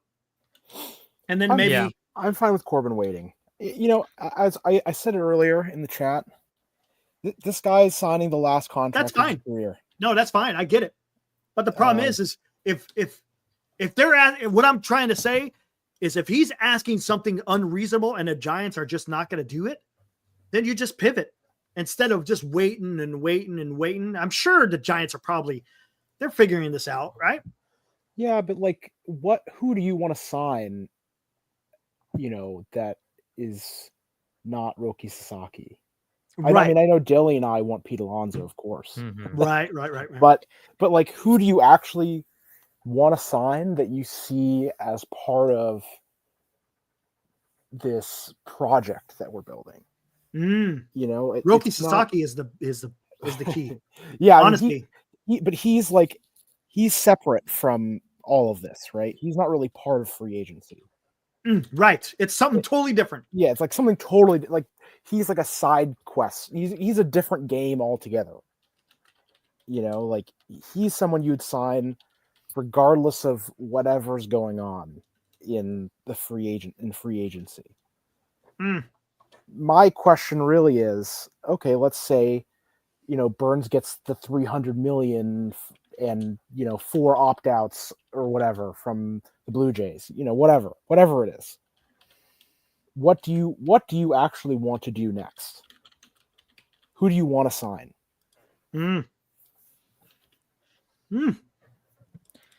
Yeah, their pivot options, and here's the thing with Posey, and they've kind of said it. They're willing to spend smart money. Yes. Like Farhan, if he just goes out, gets Conforto, Stripling, all these Sclafani, Wood. It's money, but is it smart? Exactly. So I don't think Posey's just going to spend it to spend it. I think he'll spend it with purpose. And if their guys are out there and like Burns and so on, there's purpose behind that. But if he, like, I don't want to say misses out on Burns, but if it's not the right fit, it doesn't make sense in terms of whatever it could be, finance, the contract structure, whatever, then I don't think he's going to pivot to someone who is of like not the same substantiality. He's not going to go and say, "Oh, we didn't get burned, so we're going to make a play on Mania." Right. Okay, so he's just going to stand pat and be like, "Okay, we'll see what we have next year." Here's the thing about Farhan baseball. Okay, Farhan's like a math guy. He's big into the numbers, and as much as I don't like the way that he approached developing a franchise, he's not dumb. Okay. No, I never said he was a dumb guy. No, I'm not. But more to that point is that like, there's a lot of gambles that you take that are positive, that are that are supposed to, on average, be good for you, right? Like, and Farhan took a lot of these gambles, and a lot of them didn't really work out. And something that really bit him was that, he's making. I think his deals overall weren't that bad, if we ignored what actually happened, if that makes sense. Like just assessing the raw numbers of what the deal he made at the time he made them and not being results oriented, I think they were fine if we were playing like fantasy baseball. The issue is that he wasn't factoring the fact that, the Giants are a franchise that, as Posey said, we're making memories first. We're, you have an on-field product you have to develop. So the downside, the downside isn't just that the investment doesn't work out. It's that you're alienating your fans, 100%, and you're eroding trust in the franchise and the leadership. That's the problem. Yes. But the point being that like sometimes you do want to take these gambles, and sometimes it's okay to like. It's okay to gamble. It's okay to gamble if you're on average getting good value on it. Like something that really drives people crazy. Okay, like let's say there was a coin. Let's say there's a dice, right? A 6-sided die, standard die, and it costs $1 to roll the dice and call a number, and every time you win, you win $7. Mhm. So in theory, you should roll this die as many times as they let you, right? Because it's good value. You're going to win more money than you lose on average. You're playing the statistics of it. Right. And Farhan was good at that. But what he didn't realize is that every time you lose, you're losing more than that dollar. You're losing trust that you're, trust in your dice rolling abilities, even though you know internally with your models that you're making the smart bet, right? Other people are just seeing that you're losing money. Mhm. and fan, you have to understand the psychology of a fan. They just want to see you win. They don't care that you're making good deal. They don't care that you're penny pinching and making good financial decisions for the club. Like, that's the thing. And there you go. That's the crux of it. He's trying to make financial decisions for the club. Rather than going out and building a club to compete, you're trying to compete and also trying to do it on the cheap. And it just, unfortunately, it didn't work. I mean, look, I'm not going to say that Farhan is not a smart guy. The guy got a freaking PhD in economics. He's obviously a smart guy. When it comes to baseball, I don't think he was in his element, man. I think what he was able to see in front of a computer screen didn't translate on the field. It just didn't. And one thing that really upsets me about Farhan, not necessarily that. I mean, that is an issue, but the straight up lying that he's done. I mean, it's like, dude, you can't say this and then I'll go over here and do that. And he's done that on numerous occasions. And that, to me, that's unforgivable as a president of baseball operations. Yeah, I think someone like Farhan should not have the final say in the direction of the club. I think they give him just a little bit too much power. Like if he was the GM and Posey was the president of baseball operations, like I can see that being a harmonious relationship in that, like, someone like Farhan can make suggestions and show the data. But the final decision making would be someone like Posey. Someone who's willing. Who knows baseball? Who knows the game?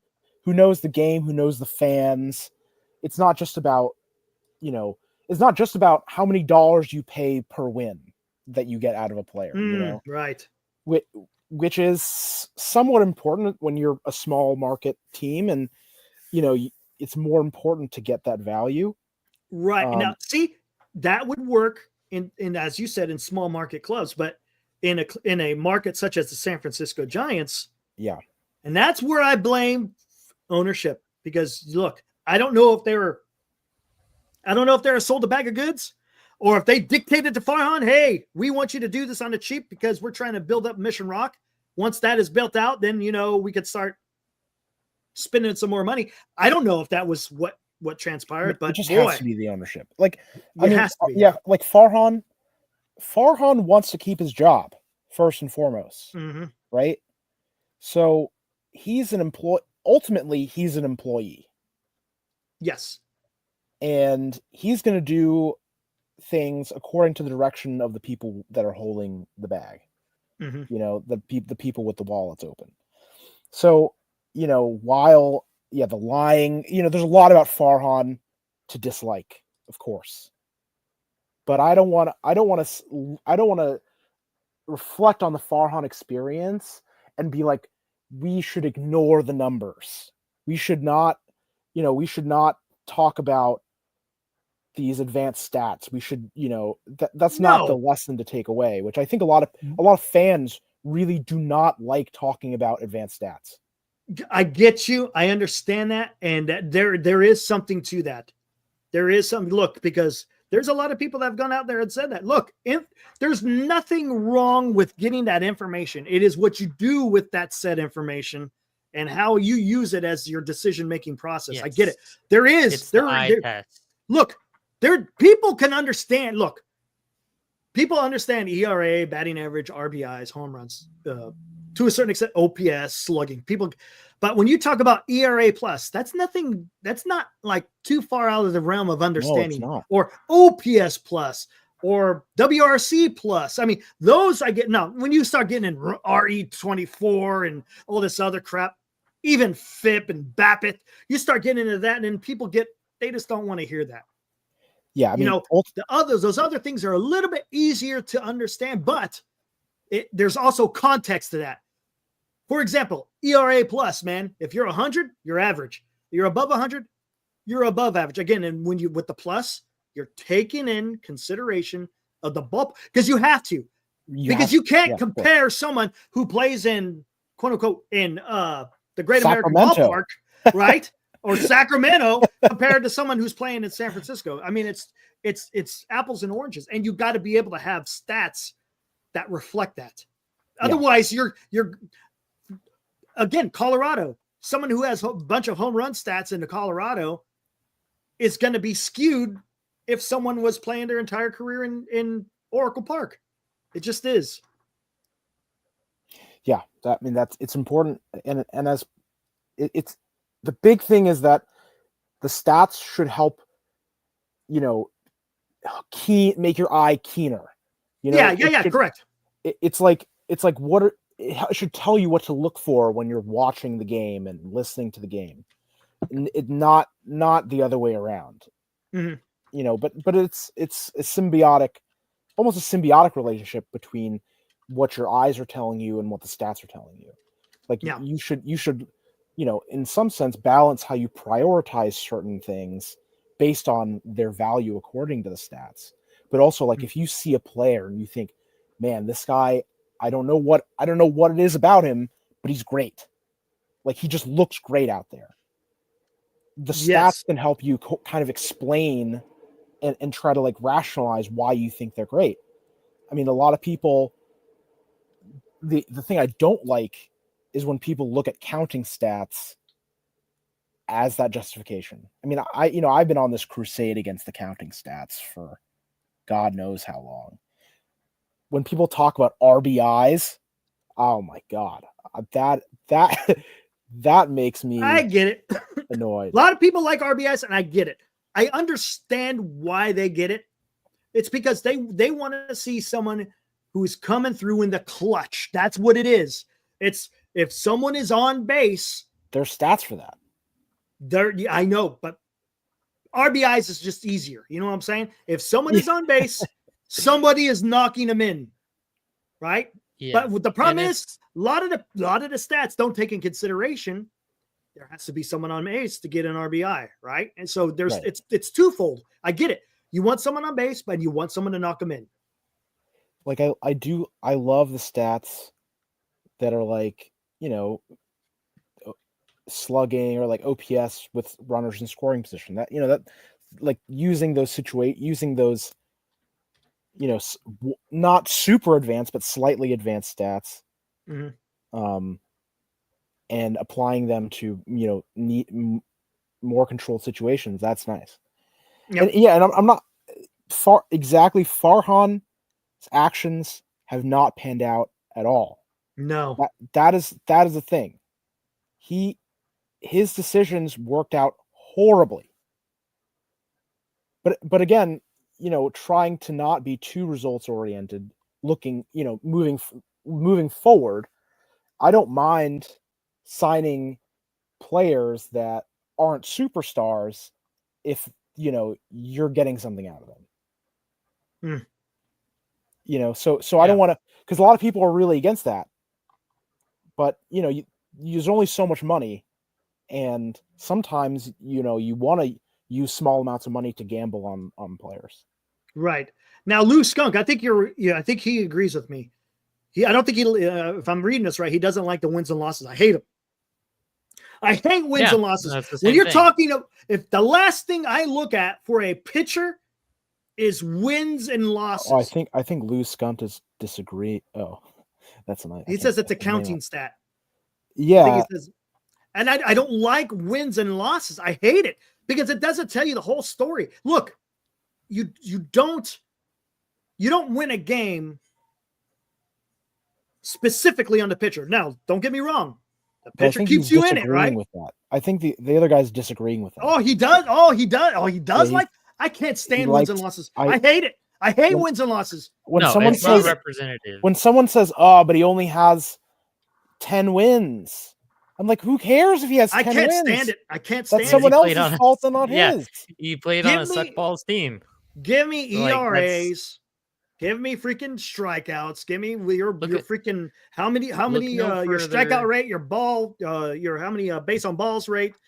I cannot stand I do the like wins and losses. I hate it. The innings pitched is much better than that, because it's like if you pitch 180 innings and have 8 wins on the season, that means you're still going deep into games. It just means your team sucked.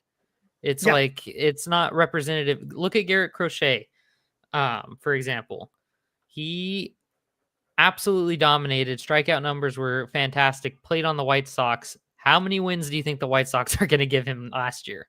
Right. Not any. So it's just not representative of a pitcher's success on the mound. Now, if you go out and you have 25 decisions and 15 of Oh, I those see are what he's talking about. losses, that might be a different telling. I mean, yeah, at the end of the day, what matters the most? Number one, that you are presenting a product that your fans want to watch. Mm-hmm. Number one. And then number two, which is correlated, but not one-to-one, is winning games of baseball. Mm. So, you know, you don't want to be like the Astros. You know, they won a lot of games of baseball, but people freaking hate them, right? Like, number one is be loyal to your fans and loyal to what your fans want long term, and you know, about developing generations of fans, you know, getting new fans, you know, that's number one, because at the end of the day, it's entertainment. Correct. It is. But, you know, Yep. number two, obviously, winning games of baseball is what matters. Yes. Mm-hmm. That's what puts butts in seats, wins. Yeah. Back to the RBI thing. Go for it. When you guys were talking about that, it's similar in the sense to wins and losses for pitchers for me with RBI, because it's so heavily dependent on other people and position Right. in the lineup, which is not in your control, and the team you play on, that it's like it's really hard for me to take someone off of pick literally any team, the A's, the White Sox, the Royals from a couple years ago, the Orioles from a couple years ago, like just not good teams. The Marlins this year that don't score a lot of runs, and then you take a dude like, for example, Luis Robert Jr. How do you go out and hit 30 home runs and then have like sub 100 RBI? It's just your team is struggling a little bit. And so I look at the first thing that popped into my head was not only Mike Trout, but more specifically Brandon Belt in 2021 hit 29 home runs and had 59 RBI. That is a ridiculous spread. 29 of his 59 RBI came from his bat alone, came from him touching home plate. So, like, RBI is finicky. Sorry, I have to address the one thing. Team wins are not a counting stat.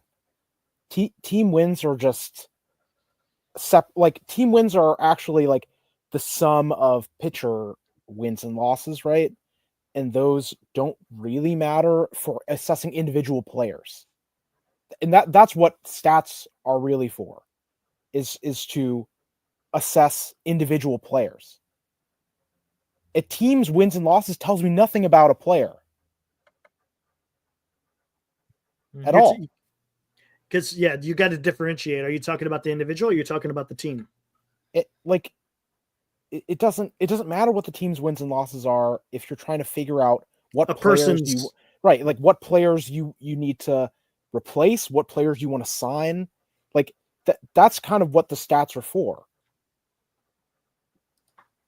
You're just like you're bringing up something basically entirely irrelevant. Oh, look at that! You got Lou versus Marcus. It just doesn't make sense. Like if I'm trying to figure out what players are good, why do the team's wins and losses matter at all?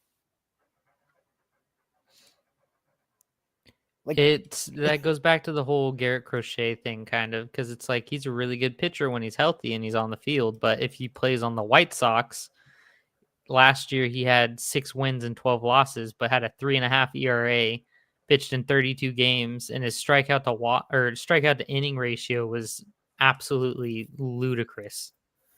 It's like he's really good, really productive, and if you throw him on the Dodgers, you could probably flip and then add a few more wins to his win column from 6 wins to 12 losses to probably 12 wins and 6 losses, if not more. Have a go on, Steven. It just depends. Yeah, I mean, I believe him. Team wins and losses matter as a fan when assessing your team. That's one thing. When we're talking about stats, usually it's about augmenting your team based on the individual players in your team and the players that you can look to bring in. That's why you look at stats. It's like, who cares what your team's wins and losses are if you're just looking at how to improve your team? It doesn't tell you anything. Sorry, like people keep bringing up the same thing. Like, oh, good. No worries. No worries. It doesn't make sense. Like, I mean, I know. All right, no worries. So, hey, some it's hard to have these discussions sometimes. I get it. I understand. Look, I understand some of these stats. I'm not going to sit there and pretend that I know all of them, but I think I know enough to understand who's a good player and who's not a good player. Exactly. I mean, that's ultimately what it's going to come down to. Now, where it gets a lot more difficult is if you're getting into the projections. Projections are a whole different monster because baseball is so weird. I mean, because I'm not going to even go down that road because it's just look, it doesn't make it fun anymore. That's not fun anymore for me when it comes to talking baseball. I mean, people study that for a lifetime, and are mediocre at it. So it's like it's too hard. It's really hard. It requires a lot of technical know-how, and teams are paying people tons of money to develop models. I know. To predict this stuff. So yep. How about we talk about something that's exactly opposite of analytics? Willie Adamas says, Manuel C, what's up? Even said that he picked the Giants because of Buster Posey. Having a president of baseball operations that understands the players and what they go through on a day-to-day basis matters. Said this numerous times. It's going to play. I'm telling you, it's going to pay dividends having Buster Posey as your player of baseball ops. It's going to be interesting. Look, this is his first off season. Man, it's pretty impressive. He's not letting the situation get the best of him, it seems. Totally. I mean, just think about, like, if you were choosing where to work and you can choose between someone who's never done your job before or someone who has done your job before and done it really well as your boss, that's going to seem a lot better because they're developing a workplace environment that is going to be considerate of how you feel and what it's like to do your job. Right. When someone's done the job that you're doing, it carries some weight. Of course. I mean, we have to think ultimately baseball players are employees and they're a lot of what they think about on where to choose where to work is going to be pretty similar to what we think about when we choose where to work. When you want to go work somewhere, right? So, absolutely. It's the same thing. Yeah. I mean, 100%. We said it earlier with the contract, with Burns and the contract. It's like they're just dudes trying to make a living, and they're doing something they love while they do it, but they're still working. So yeah, no, I get it. Absolutely. Yeah, Yeah, Buster's and- only 37. He can relate to most of these people. He only played what 3-4 years ago. He's played with some of these players or against some of Yeah, these players. against them. So Exactly. Hey guys, I'm gonna throw the link out here. If Chardon wants to come in, you guys could stick around for it if you want. It's up to y'all. Chardon, Yeah. there's the link. If you want to come in. Last time I tried to bring you in, you were gone.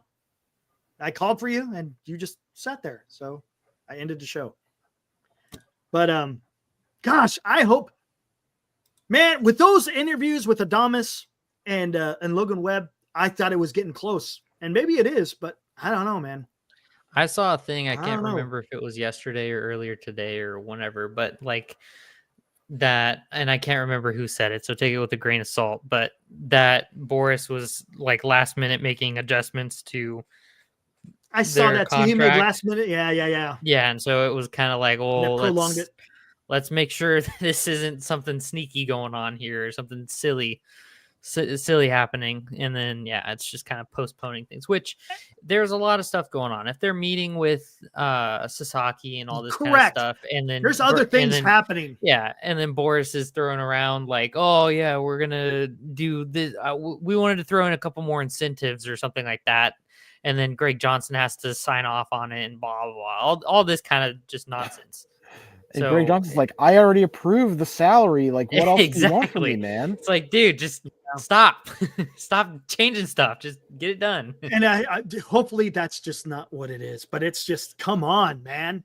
But again, to kind of piggyback on what you're saying, Buster Posey is just not sitting around not doing anything. He's perfect example. That picture they showed of LAX. Obviously, he was probably meeting with the representatives of Roki Sasaki, right? I'm sure that was what was going on. So he's got other business to take care of. He's not just, waiting for Corbin Burns and then going on. No, he's taking care of a lot of different things. And that's what you want him to do. I remember he said he was going to focus also. One of the big things he wanted to focus on was scouting. And it's not just about the team, the major league team you're going to field next year. It's about setting up your organization to be able to field a good team for years to come. True. So there's a lot more to think about than just, one guy. One guy isn't going to set you up for the next X, however many years at every level. And real quick, we talked about this before in an episode a couple of days ago. I think we definitely have a Jeff Berry effect going on. Because the guy was a freaking agent. He was Buster Posey's agent. He's now an advisor to Buster Posey. And I think he is telling Buster, hey, this is what I did as an agent. This is how it's going to go. He understands the lay of the land, so to speak. So Buster Posey knows exactly what he's getting himself into. So I think it was shrewd of Buster to be able to hire Jeff Berry to be his advisor to help him navigate these specific situations that he's going to have to face as president of baseball operations. I love it. Yeah, no, it was a great move on his part. Yeah, that goes back to the whole people picker thing that I was talking about earlier. I think he's great at that. Jason, here it comes. I knew this was going to start coming. It's almost been 2 to 3 weeks since getting the itch again. It's literally been 2 or 3 weeks since a free agent has done anything. All that's happened are freaking trades, man. That's it. It's trades. Yeah, the Mets signed a pitcher for $4 million, but whoop-de-doo. Come on. Which everybody, in a lot of ways, it's just no free agent. Ever since, what was the last free agent? Max Fried? Yes. And who else was it? Max Fried and somebody else. Chardon, I'm going to kick you out if you keep asking. Yeah, was it a pitcher? I can't remember. What's the dude for the Rangers? He signed. Oh, Evaldi and Fried. Yeah. I think those guys signed shortly after Adames, right? Or right around the same time? Right around somewhere around there? Yeah, it was like one after the other. So we'll see. But as far as free agents, man, there ain't nothing. You know what? I kind of like the fact that there's been a lot of trades over free agent signings, just in the sense that it shows that there's a bunch of clubs doing stuff. Mm-hmm. Like, it's not just total radio silence, and just if anything's going to happen, it's going to be on the free agent market. Because I feel like trades it's much more effort for a trade than it is to just pick someone up off the free agent market, I feel like, because you have to collaborate with other clubs and all this stuff rather than just the free agent and his agent. So it's kind of interesting, but also the impatience is definitely starting to set in. Oh, it is. But that, you know what, that happens. It's not just Giants fans. It's like this every year with baseball. Oh yeah, for sure. And it's just, it's a sucks. I will man. say on it paper, shouldn't take this long, because remember, 5 days after the World Series is done is when it officially begins. Yep, for sure.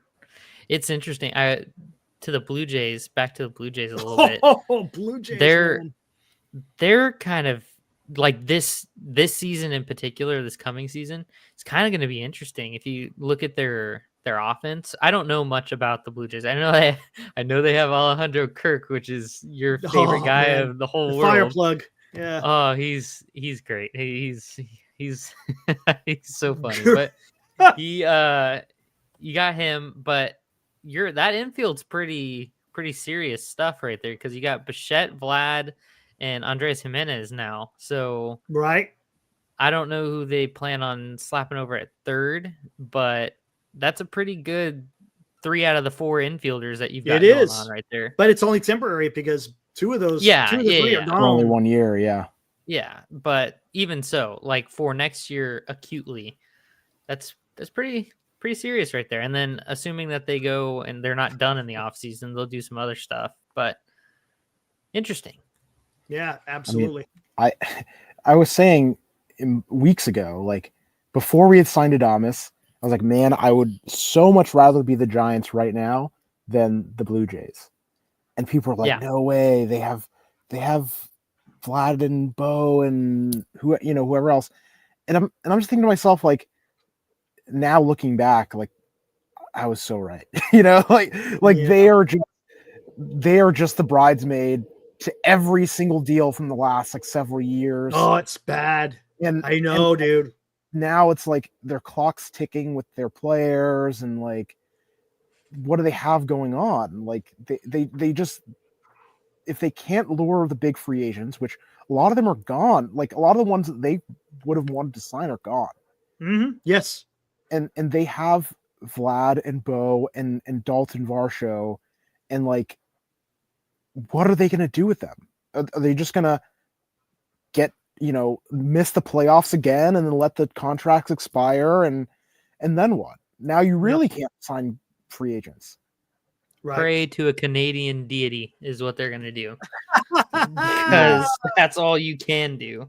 I know. Because the Giants are going to have needs that they're going to have to fulfill next year in the free agent market and or by bringing people up. The Blue Jays are going to have that times 10. So, and that's probably conservative. So it's going to be interesting for them. Exactly. I've always go ahead. No, you go ahead. Inconsequential. No worries. Chardon, I'll bring you in here in a bit. But what Senior says, tell me why the Yankees would not or would be in on Burns. I don't think they're on Burns. I'll tell you why. What position is Cody Bellinger going to play? Is he going to play both? First base and outfield? Or is he going to play one or the other? I think they need a first baseman more than they need an outfielder. Agreed. So he's probably going to play first base. Yeah. Yep. So they need an outfielder. They need a second baseman. They need a third baseman. They have Jazz. They have Jazz to play one of the. So Jazz is going to play third or second. Yeah, but then now you're getting sketchy in the outfield. Well, they have they just signed someone who would play center field, right? I don't think that I do not know. I know Jazz. I know they're moving. They're going to move Judge to right, which is the smart play. So they need who's going to be the center field and who's the left fielder. They have like their top. Verdugo can play left. Verdugo's not a Yankee anymore. I think he's a free agent, right? Yeah. And thank God for the Yankees. Well, never mind. But no, they have their top guy in the minors is an outfielder. I think he's going to be left field. And they got holes. Yeah, they do. They would be better off signing like Santander and Dominguez. Yeah, they got Dominguez. Maybe Jason. Is he going to be out there? Maybe Yeah. he starts. Okay, so he'll That's be that probably guy. your left fielder, or is he a center fielder? What is he? I'm not sure. I think he's a corner outfielder. So okay, left. So who's your center fielder? You could slap Jazz out in center Jazz. field. Okay, so you still need third base and second base. You still need the infield, yeah. Interesting. Yeah, for I don't know how they're gonna do that. Or because you Gleyber could Torres is sign, gone. yeah, you could sign a Santander or someone of the sort, outfielder, Profar, Teoscar, whatever, and then move Jazz to third or second. You could put him at second. Evil.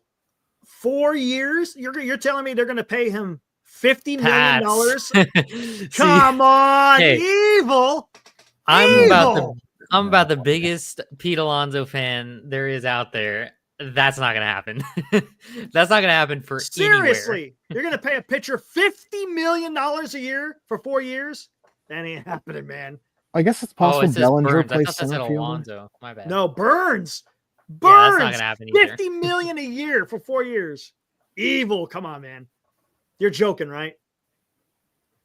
All right, Okay, with that. I'm looking at this thing, and it's like, yeah, Bellinger might play center, and they might have Ben Rice play first base. Ben Rice, I don't remember him being very good though. I didn't follow the team that closely though. I wouldn't be surprised if the Yankees, and I see a Val, if they sign Bregman for second base. Well, no, they just. Or is there too much of a history because of the cheating? Would Yankees fans forgive? The Yankee uniform kind of washes away. All right, a lot of things, right? So where does Bregman go?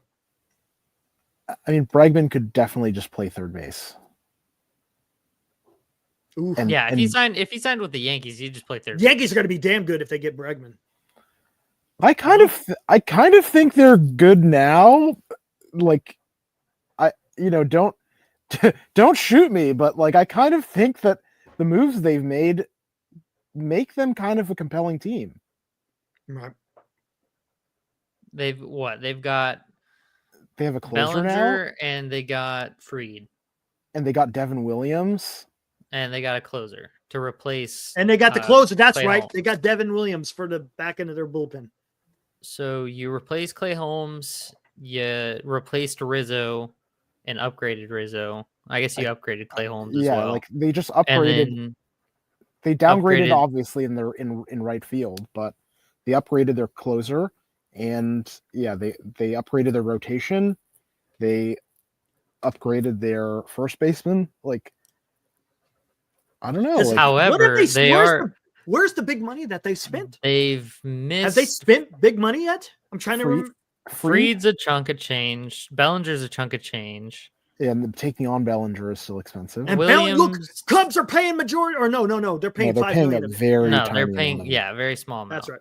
They're paying like 10% or something, maybe less than 10%. Yeah, that's true.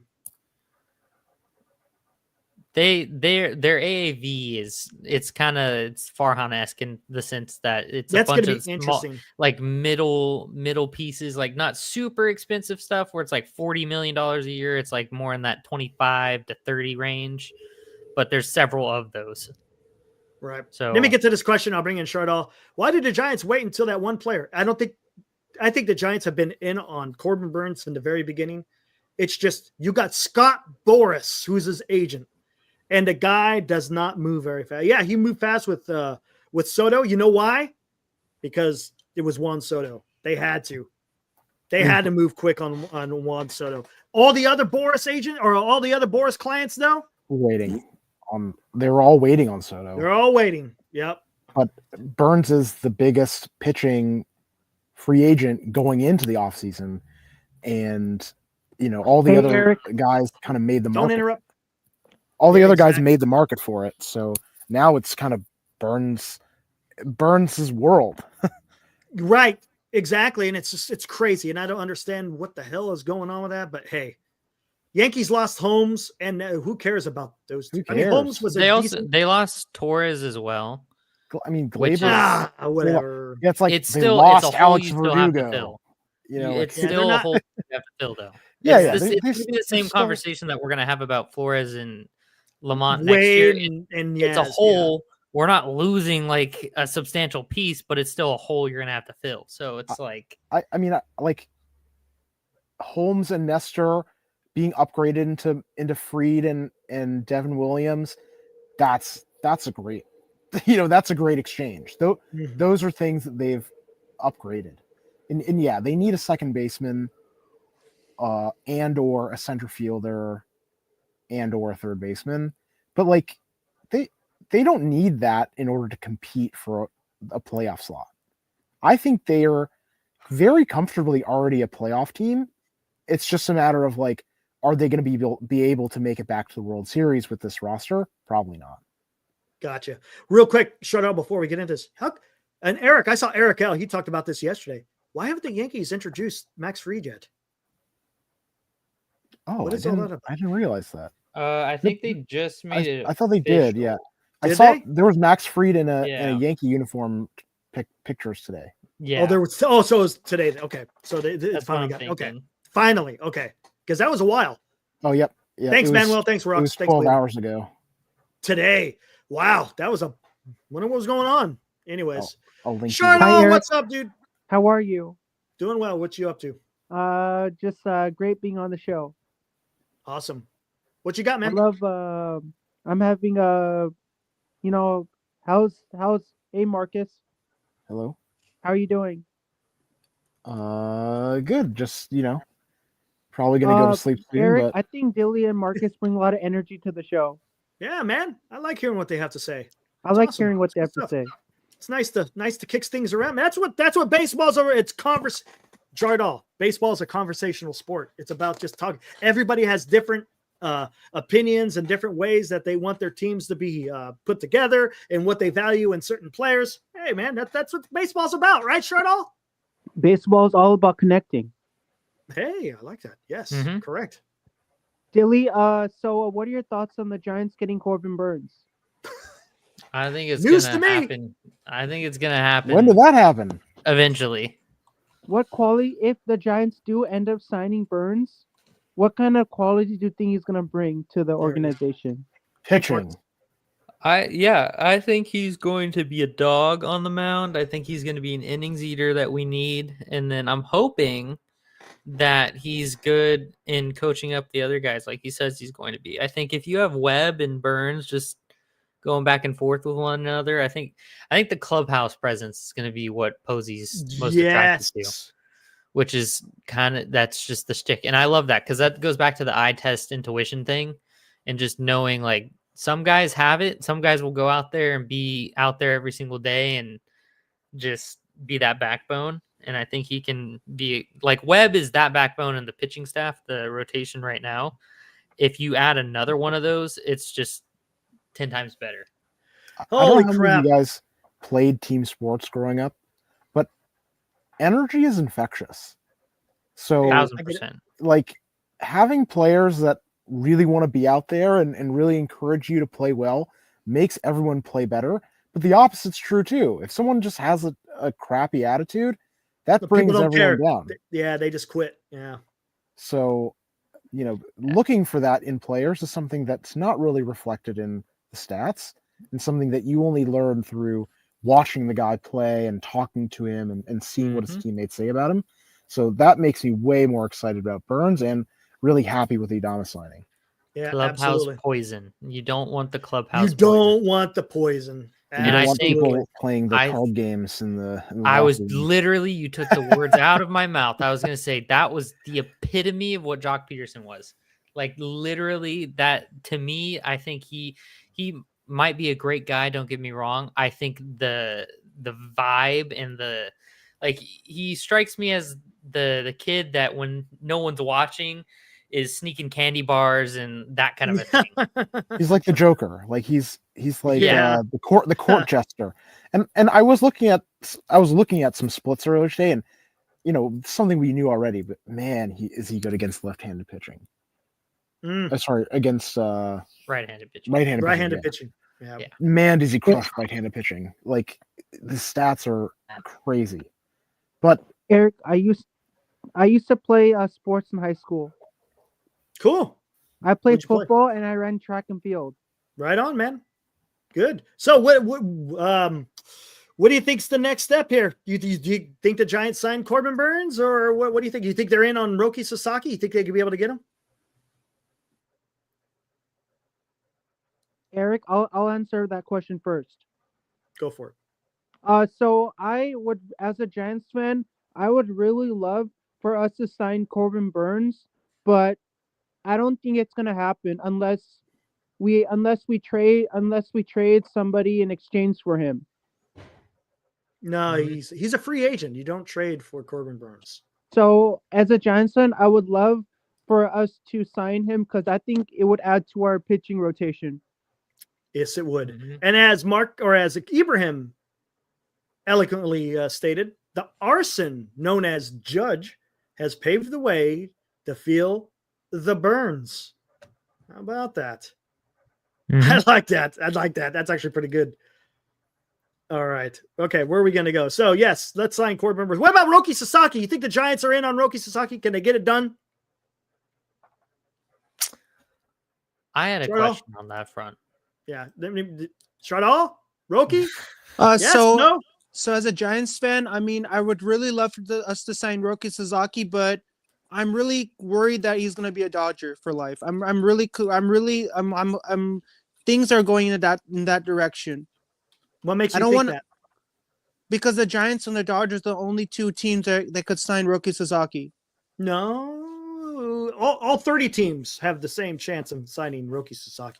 So Marcus, so if the Giants do end up signing Sasaki, what do you think he would bring if they do end up making that move and end up bringing him to the Bay?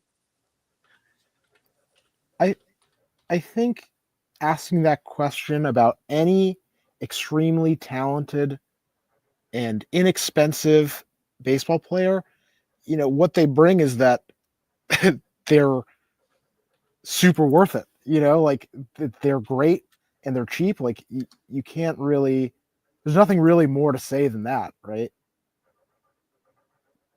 There's talent and it doesn't cost you a lot. It doesn't. You should do that. Literally nothing.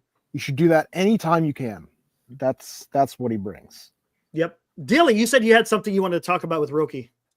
Yeah, so I know the consensus is that he won't sign until late, but does he have to? No. Like, if tomorrow, if you decided this is my team and this is where I want to sign, he could. Well, there's nothing that says he couldn't. I like that then. Here's the thing: there's a time period thing with international bonus money. Like I think you have to wait. Well, no, you can do it now. Right now, there's still from what is it till December 15th, right? Is 2024, right? Something like I can't remember how it is. It's like they could use this year's international bonus money to sign him, or next year's next year's. You have to wait until January 15th. I see. And he has until the 25th, right? I think till January 25th. I think something like that, right? Yeah. So I think that might be it too. It's like I think that's when it's going to be. I think it's going to be. Teams might have more money to play with if they wait until January 15th. But the thing is, it's not even about the money, to be honest with you. Yeah, but you're not going to turn down a $3 million. Yeah, it's I like, get you. Like you know what teams you want to sign with. They're all going to have more money if you wait a month. Right. And there's no benefit to signing a month earlier. Right. That makes sense. Eric, it's going to be interesting. Yes, sir.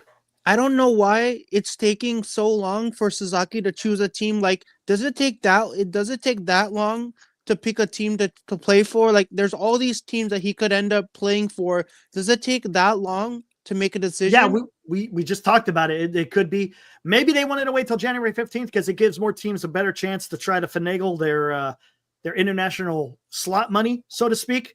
It's easier to do that with the 2025 money rather than the 2024 money. So maybe that's the reason why. Dilly, can I ask you something? Yeah, go for it. Do you know why it takes players so long? Like I was asking, for me, I don't understand.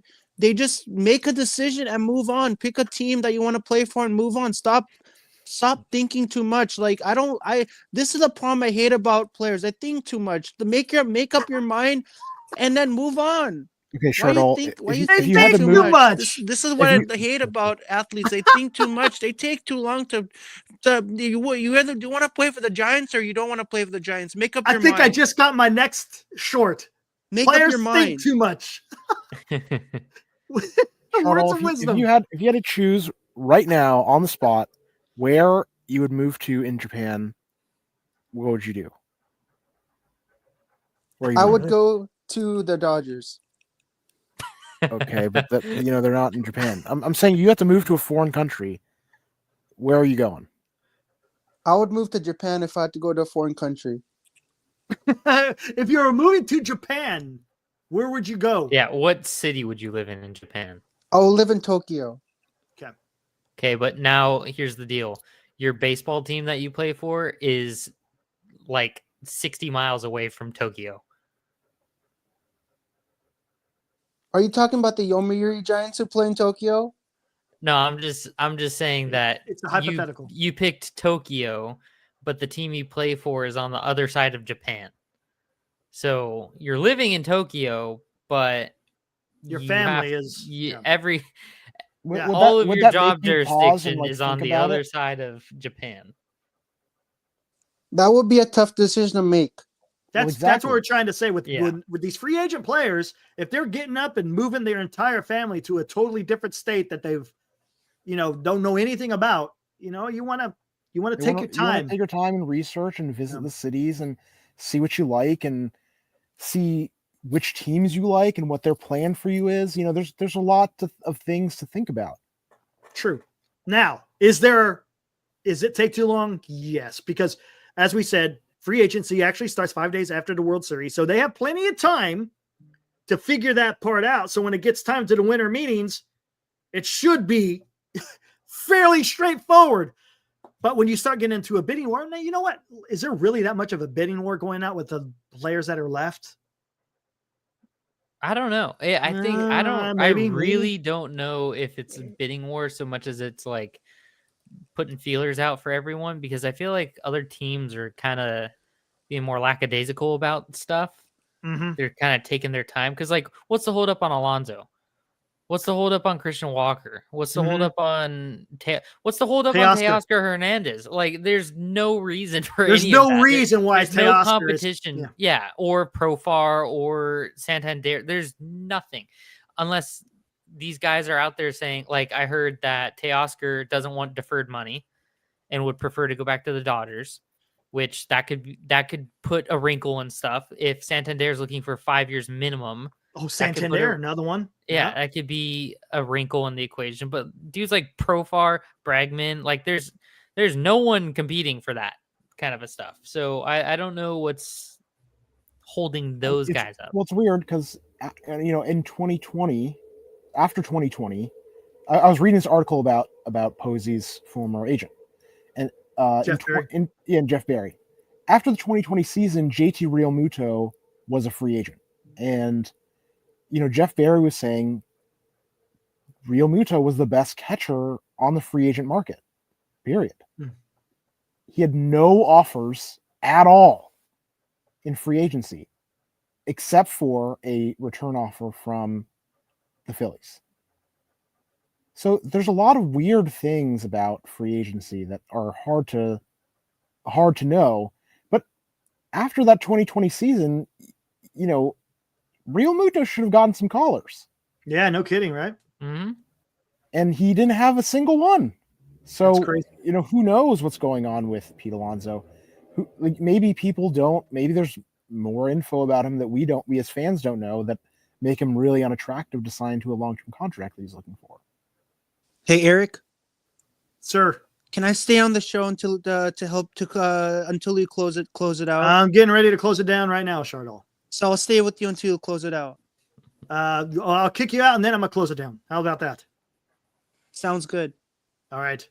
Marcus Steely, hey man, thanks for showing up. Appreciate it. Eric, a good time. So I have another question to ask you. What are your thoughts on the Giants signing Walker Buehler? Giants have not signed Walker Buehler. No, what are your thoughts? Would you like the Giants to sign Walker Buehler? No, I don't. Why not? Two Tommy Johns, man. I don't know. Look, he might be a great pitcher. We've seen that too much with the Giants in the past. I'm tired of just, hey, let's see how this works out. Walker Buehler is a very controversial. To be honest with you, Jack Flaherty might be better, but I don't know. There's something about Jack Flaherty. All right, guys, I'm gonna get on the life raft and jump ship. Right on. All right, Marcus. Good night. All Rocky right, Billy. Buehler's a very Thanks, he's a very- guys. Appreciate it, guys. Yeah, Eric? hey, you're lucky. You're lucky we're monetized. Dilly, Marcus, you're lucky. You sons of bitches, man. All right, what do you got, Shardall? Oh, you guys. Eric, you know what I have to say about Wow. Rocky Buehler? What do you have he's to say very about Buehler? He's very controversial. He's got involved in all these scandals and all these things like that. Actually, I don't want Rocky Buehler on my team with all the scandals this guy's been involved in. What kind of I don't scandals want- has he been involved in?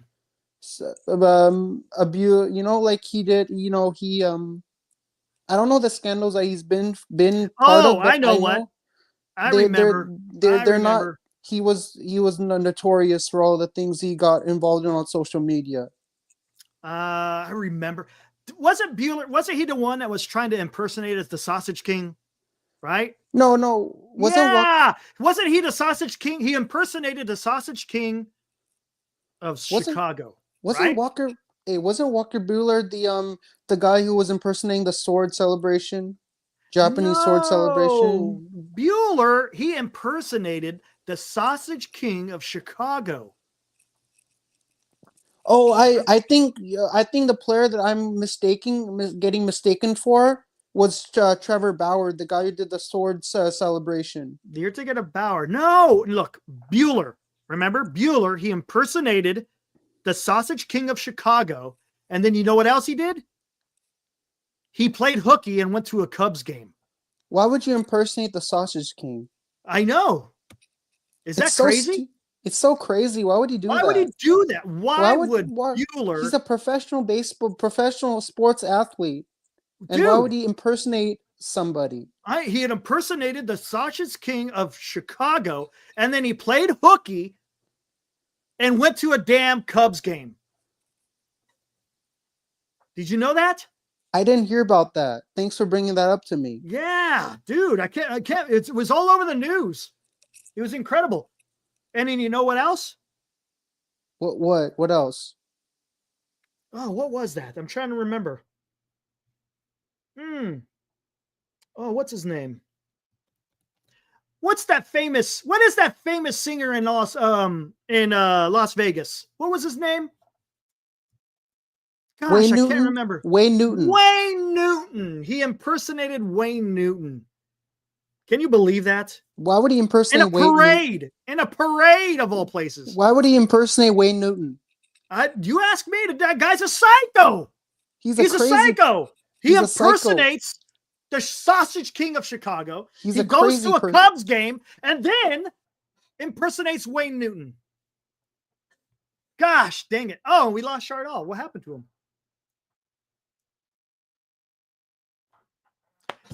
He dropped off. Where'd he go? What happened to Shardall? Good God. All right, guys. I guess that's going to be it for today. Shardall has left the building. No, Shardall, I'm out of here now, man. I'm not going to put the link out there. I'm done. I'm ready to close it down. But all right, let's get the hell out of here. Guys, be back here 8 o'clock tomorrow. Again, thank you all that made it possible for me. Nice, Wilby. All right. I'll be back here 8 o'clock. Maybe we have news. Maybe we don't. Either way, you will catch us here on Giant Sports Talk Live, 8 o'clock tomorrow. Again, appreciate you guys. If it wasn't for you, we wouldn't have had all this success that we've had in only less than, I should say, 5 short months, man. Look at this. Things going strong. Couldn't do it without you guys. But we're always here. Ibrahim. Yeah. That's possible. Marcus, Dilly. I'm not forgetting this. I'm not forgetting this. All right, guys. See you tomorrow night. Enjoy the rest of your night. Woo!